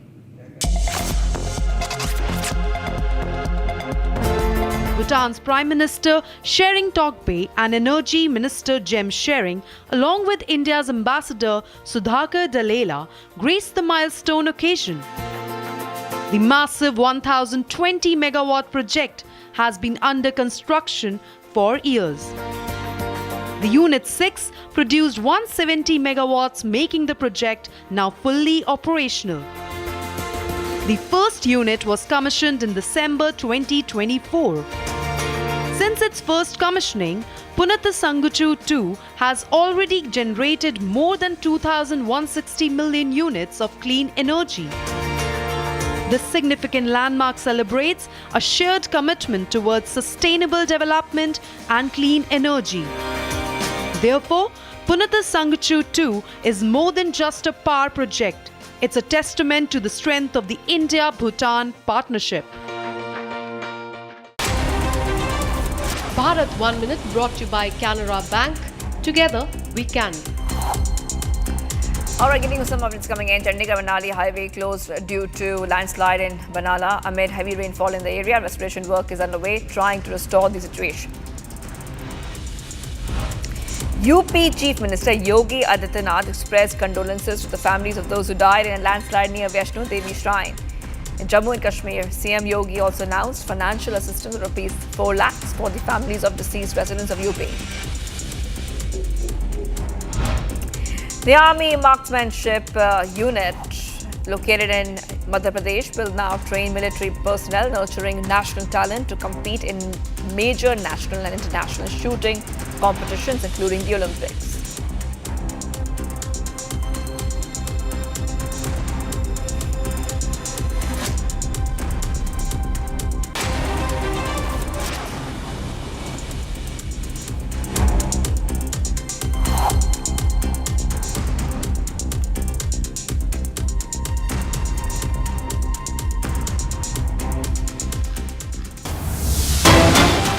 Getting some big breaking updates coming in right now, viewers. We coming know that in the Dharmasthala mass burial case, the police sources are saying a couple of things. I just want to take our viewers through the latest coming in right now, because we are seeing that in the latest, the police sources are saying the original charges in the alleged mass burial case remain unchanged, as the investigation into the recovered human remains, missing persons case and other UDRS is still ongoing. The newly added sections relate only to the skull submitted before the court and have been included in the same FIR. That is right, viewers. The tables turn. Now police go after the anti-temple conspirators in the case, viewers. There's some back-to-back updates coming in on Republic TV. SIT adds perjury and the fake evidence charges to the same case. Pro-Biden under the 10 BNS sections. So BNS sections are such: 336 forgery, 227 given false evidence, 228 fabricating false evidence, 229 punishment for false evidence, 230 false evidence in capital cases, 231 false evidence in life 7+ years cases, 232 threatening for false evidence. So these are, I'm reading out all these charges. I'm reading out all these charges right now, viewers. As I want to go across to my colleague who's joining us right now. Yes, let's go ahead to our colleague Abhishek. Abhishek, you know, tables have turned. Police are going after these anti-temple conspirators right now. If we could just take our viewers through the latest coming in.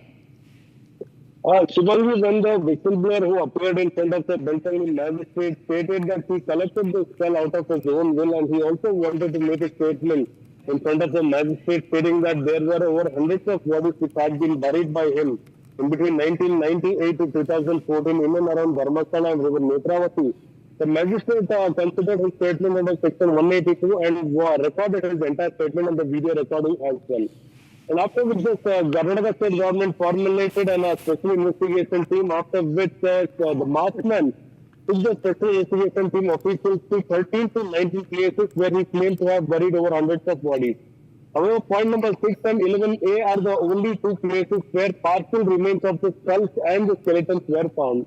On the other hand, marksman, after revealing his identity, has given interviews to various of the YouTube channels and some of the channels who support his instinct and his thoughts. At this point of time, the court has taken into consideration the statement made by him during the course of investigation by the special investigation team. He had previously mentioned that he was in the captivity or in the shelter by a gang of people. And he acted upon their directions is what he previously claimed. So at this point of time, Shivangi, there are allegations against him, and once upon a time, Abhishek, we got it. We understand the perjury and the fake evidence charges have been filed, and I will be coming back to you. I've taken a very short break right now. We'll be back. We are live and breaking, viewers. Let's take a short break. Much more coming right up. Army foils infiltration bid along LOC, and Jammu and Kashmir's Nowshera, 2 terrorists are neutralized. 40+ killed in Jammu and Kashmir, flash floods, relief and rescue operations in full swing. Stay tuned.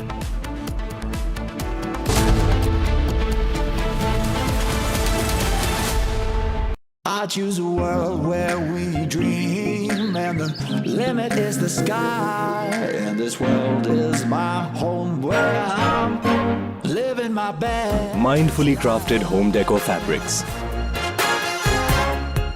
Sansar, a decor brand. Live consciously.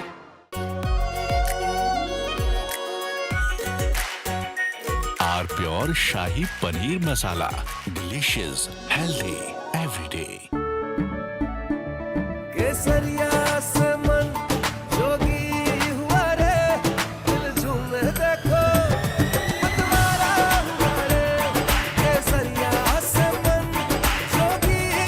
हर पल मनाओ केसरी त्योहार। विमल, बोलो जुबान Kesari. MDH की हल्दी मिर्ची धनिया करे कमाल, ये रंग दे, ये खुशबू दे, ये तीखा, ये कम पड़े, क्या निराला MDH masala.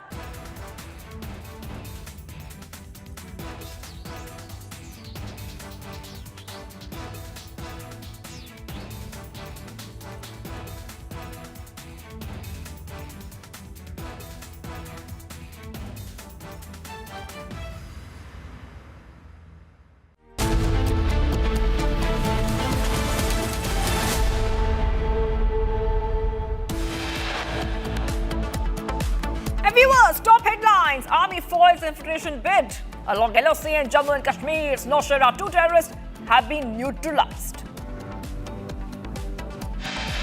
40 killed in Jammu and Kashmir, flash floods, relief and rescue operations in full swing. Congress Chief Mallikarjun Kharge on DK Shivakumar on RSS anthem. Recitation says the leader has apologized. Adds that he will not reopen a closed case. Prime Minister Modi to embark on a 2-day visit to Japan today for the 15th India-Japan Annual Summit. White House advisor Peter Navarro labeled the Ukraine conflict Modi's war, claiming that India's purchase of discounted Russian oil has fueled Moscow's aggression. Democrats on the U.S. House Foreign Affairs Committee slammed President Trump for unfairly singling out India a steep 50% tariffs.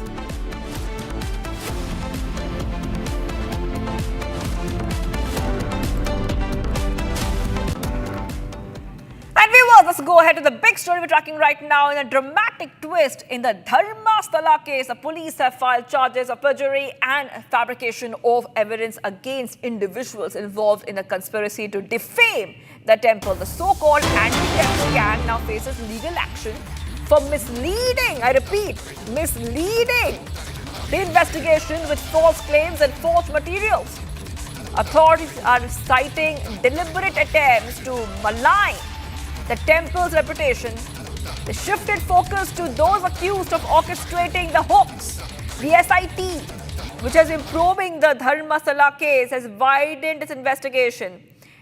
10 additional charges have been slapped under the BNS, and these charges relate to perjury, forgery, fabrication of evidence against the whistleblower. So back-to-back updates coming in here on Republic TV. The tables have turned. Now police are going after these anti-temple conspirators. We're trying to connect to Abhishek in a short while from now to understand exactly what is happening in the case. But it's a huge update coming in where this anti-temple gang is facing the perjury and fake evidence charges. So fresh charges have already been filed, like we told you right now, that there are 10 additional charges under the BNS. I want to go across to our executive editor, Niranjan, who's joining us right now. Niranjan, 10 additional charges under the BNS have been filed. And this too, against these anti-temple conspirators. Well, it was bound to happen because we expected, these developments, especially after the entire plot was busted. You had, this masked man and his entire gang, including Sujata Bhatt and the activists. It appears that they had cooked up a story all along. And, it's now turning back on them because they will be investigated for faking the evidence, for providing false evidence starting from the skull, which is the visual on the left of your screen. We can keep changing the visuals on the left of the screen because not just the skull, you have that Ananya Bhatt, you have the different angles that are now coming out.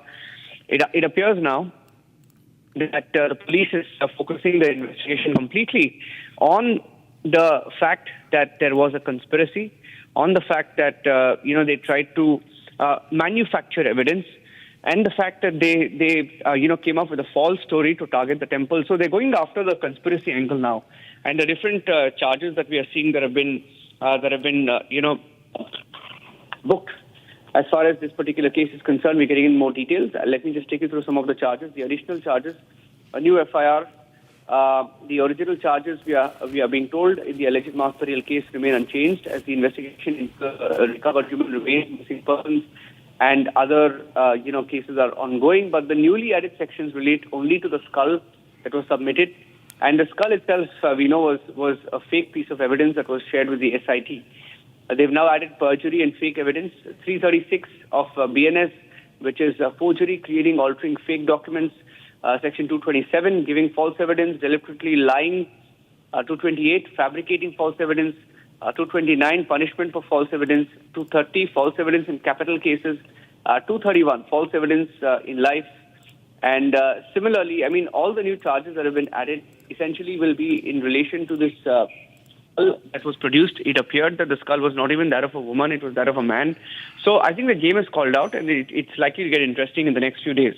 The focus will be on the lying, cheating, and the attempt to tarnish the image of the temple and to tarnish Hindus. Back now. Right, and Niranjan, Republic Kannada has been getting so many details of the Dharmasthala hoax case because we have told our viewers that the police arrested the whistleblower, saying that he has misled the investigation with false information. That was the biggest story that we were tracking. Yeah, because suddenly, in the last 2-3 days, the investigation has turned completely to the fact that, they lied. All of them lied. there was no mass burial, there were no mass rapes, there were no mass murders, and there were no mass burial. And that is clear now because you have the masked man who has confessed that he was under pressure. Masked man has said he lied. Masked man has said he was forced to make these charges. Masked man has said that he was brought to Delhi. Sujata Bhatt, who was the second character in this entire game, the plot, she has said that she was forced to lie. She has also admitted that she was taken away by the activists and being tutored by them in a farmhouse. She has also admitted that she was taken to Delhi by these people. So all in all, this is a case which was concocted, and it was Republic TV that actually, and Republic Kannada, that exposed them left, right, center. We also said that the masked man, we were able to prove that the masked man was not even from Karnataka. He's actually from Tamil Nadu. And he had just come to, Karnataka to cook up the story. So it was a plot perhaps with the role of some in Tamil Nadu as alleged by the BJP. They claim that a Congress MP is involved. We don't know the Congress MP has denied these charges, but we're keeping a close track on that story. Back to you for now. All right, thank you for joining us there. Niranjan, Executive Editor, joining us there. A huge update coming in the Dharmasthala case. I really have to move ahead right now, viewers, to some of the other story we're tracking on Republic TV. Let's move ahead to the next set of breaking updates coming in. All right, India's economy could reach USD $20.7 trillion in terms of purchasing power parity, PPP, by 2030 and may emerge as the second largest economy by 2038 with $34.2 trillion GDP. Report also say that with appropriate countermeasures, India can limit the adverse impact of higher US tariffs on selected Indian imports to about 10 basis points of the real GDP growth. So back-to-back updates coming in, viewers. India may emerge the second largest economy by 2038 with USD $34.2 trillion GDP in PPP terms. Huge update coming in right now, viewers. It is emerging as one of the most dynamic among the world's 5 largest economies with strong economic fundamentals, including high savings and investment rates.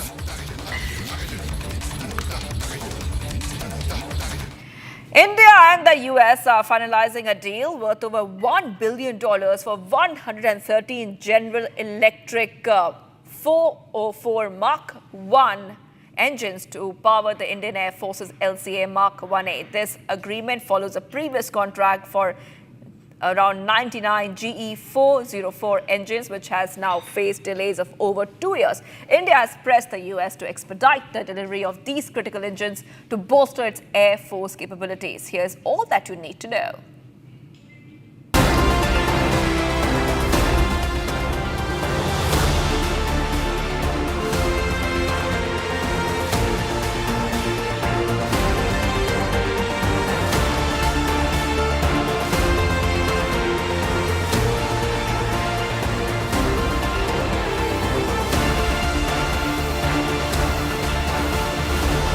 U.S. President Donald Trump's new tariff rate of 50% has kicked in. 25% tariffs were already in place.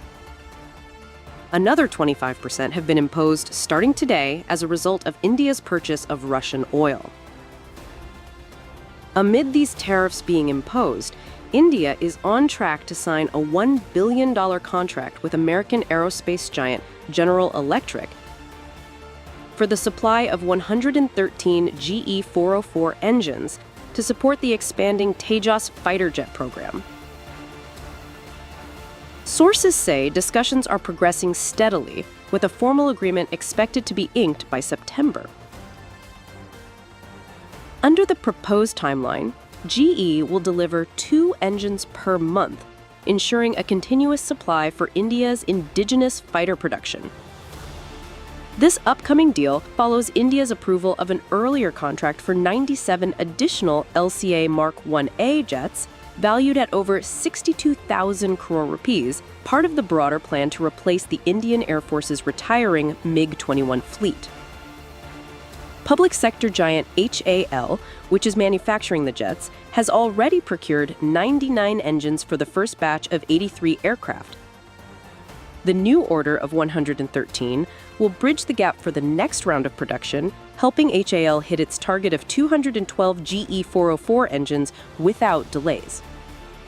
The delivery schedule is ambitious. HAL aims to complete the first batch by the end of 2029-30, followed by a second batch by 2033-34. Meanwhile, talks are also advancing for the more powerful GE 414 engines to be used in the upcoming LCA Mark II and Advanced Medium Combat Aircraft AMCA. That deal may include up to 80% technology transfer, a crucial step in India's push for defense manufacturing independence. As India phases out older platforms, this fresh engine order is seen as a crucial boost for both the Air Force's combat readiness and the Make in India defense vision.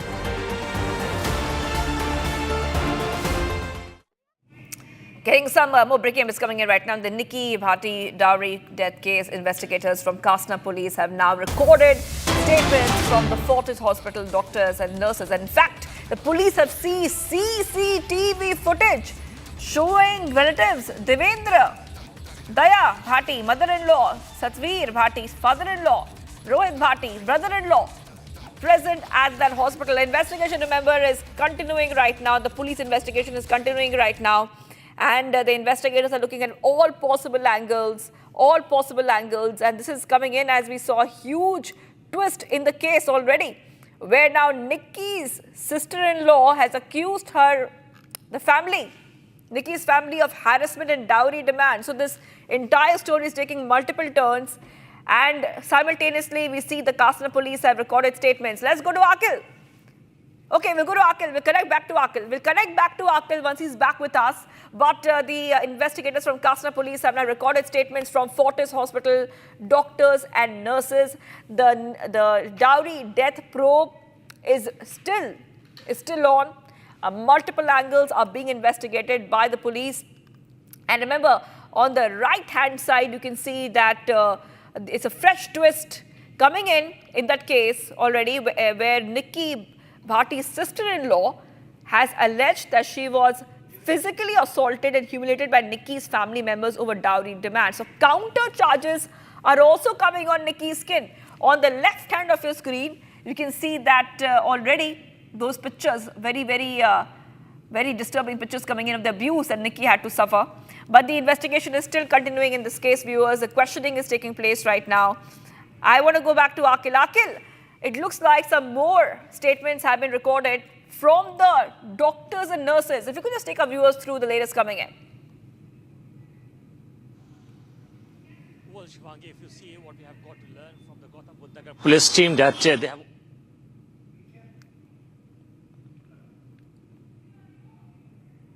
the Fortis Hospital, and after that she was taken to the Safdarjung Hospital. So initially the doctors who were treating Nikki at that point in time, their statements were recorded by the Gautam Buddha Nagar police team. Second important thing which has come to light, that Kanchan's statement has also been recorded by the Kasna police team. And if you see, I was spoken to the DCP a few moments back, and he has confirmed this, that as of now his son's statement has not been recorded in connection with the case, because if you see, he has been traumatized by the entire episode. So it is very likely that very soon the Gautam Buddha Nagar police team is going to record the statement of that kid as well, because it's a very crucial piece of evidence. Because if you see, initially when that incident took place, who that person was who basically told that kid to say that, to give that kind of a statement that we have seen on the video. So it's pretty clear that at that point in time someone must have said something to that kid, and after that he has said those things. Because if you see, when that incident took place, at that point in time the main accused in connection with the case, who is the husband of Nikki, he was standing outside. This is what the CCTV cameras footages that we have recovered has shown. We have got the time stamp on that CCTV camera, which has shown us that it was 5:42 p.m. when Nikki's husband can be seen outside the very residence, and the commotion which took place from the very residence. At that point in time, the details that we have recovered from the FIR report is 5:47. So what basically transpired during that 5-minute period? So the Gautam Buddha Nagar police team is basically corroborating both the details from the CCTV footages as well, and the statements that they have recorded from the family members, including the mother-in-law of Nikki. Apart from that, father-in-law of Nikki, yes, and his sister Kanchan. Yes, hold on, Akil, hold on, because we're getting one more breaking update coming in. Kasna police have recorded Nikki's sister Kanchan's statement as well, and Nikki's son's statement is yet to be recorded as he's traumatized. I repeat, Nikki's son, remember, young boy. He has seen the crime and he's traumatized by the entire episode. The post-mortem report is out. Okay, post-mortem report is out. And I think I'll go back to Akhil right now because Akhil will help us understand what exactly is happening in terms of the post-mortem report and the questioning and the statements which are being recorded. Yes, Akhil, what information do we have about the post-mortem report? And we saw, we have seen how Nikki's son, it was very heart-wrenching when he narrated that he saw his mother being tortured and abused. He's traumatized, and we understand his statement will be recorded later. Yes, Akhil. Well, Shivangi, if you see the entire episode, entire story basically hang on one single point, that whether this entire episode is just a story of a suicide or was it staged. So the Gautam Buddha Nagar police team is trying deep diving into this very matter to understand that whether someone else committed this crime and basically put a blame on someone else. So this is being investigated, or this is a case of suicide. So this is the entire matter being investigated by the Gautam Buddha Nagar police team. So far, the initial information that we have received from the post-mortem report, they have basically given a cause due to the burn, the death taking place due to the burn injury. For that, we'll have to wait and watch to get the forensic report. So forensic tests have already been done. The report has not come out because it takes time to come out, the forensic report to come out. So once the forensic details will come out, then only things will be clearer that what all incident took place from the very location when there were only two persons who were present inside the very room, and after that his son was brought into that room and given a statement. So these things are very crucial. So Kasna police has not given any statement on that direction because they are saying that even at this stage, once the report will come out, then only things will be clearer. All right, Akhil, thank you for getting us all those details. I will be coming back to you as investigation continues. Ready to move ahead right now, viewers. Series of flash floods and landslides, bridge collapses and whatnot, viewers. Heavy rains have wreaked havoc in the state of Jammu and Kashmir with more than 40 dead, including kids and an army personnel who was deployed there for rescue missions. Commute and communication, both of them have been severely affected. Take a look at this report.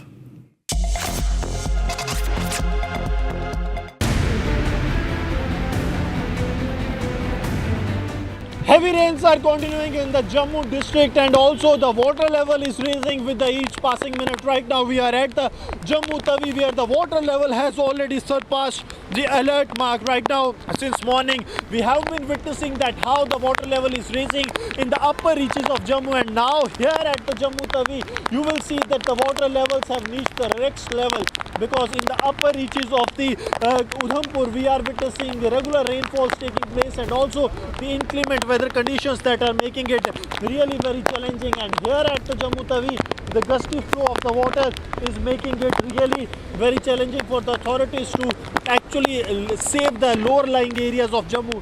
Here the fourth bridge of Jammu Tawi, the traffic is now moving with the full flow, but the authorities are also keeping a tab on the movement of the traffic, because if the water level surpasses a couple of feet, so then it will be that the traffic has to be halted. It was here in last one decade, 2024, when the river Tawi broke down from this very area and the water entered the civilian areas. This time also, if we speak of the situation is more or less the same.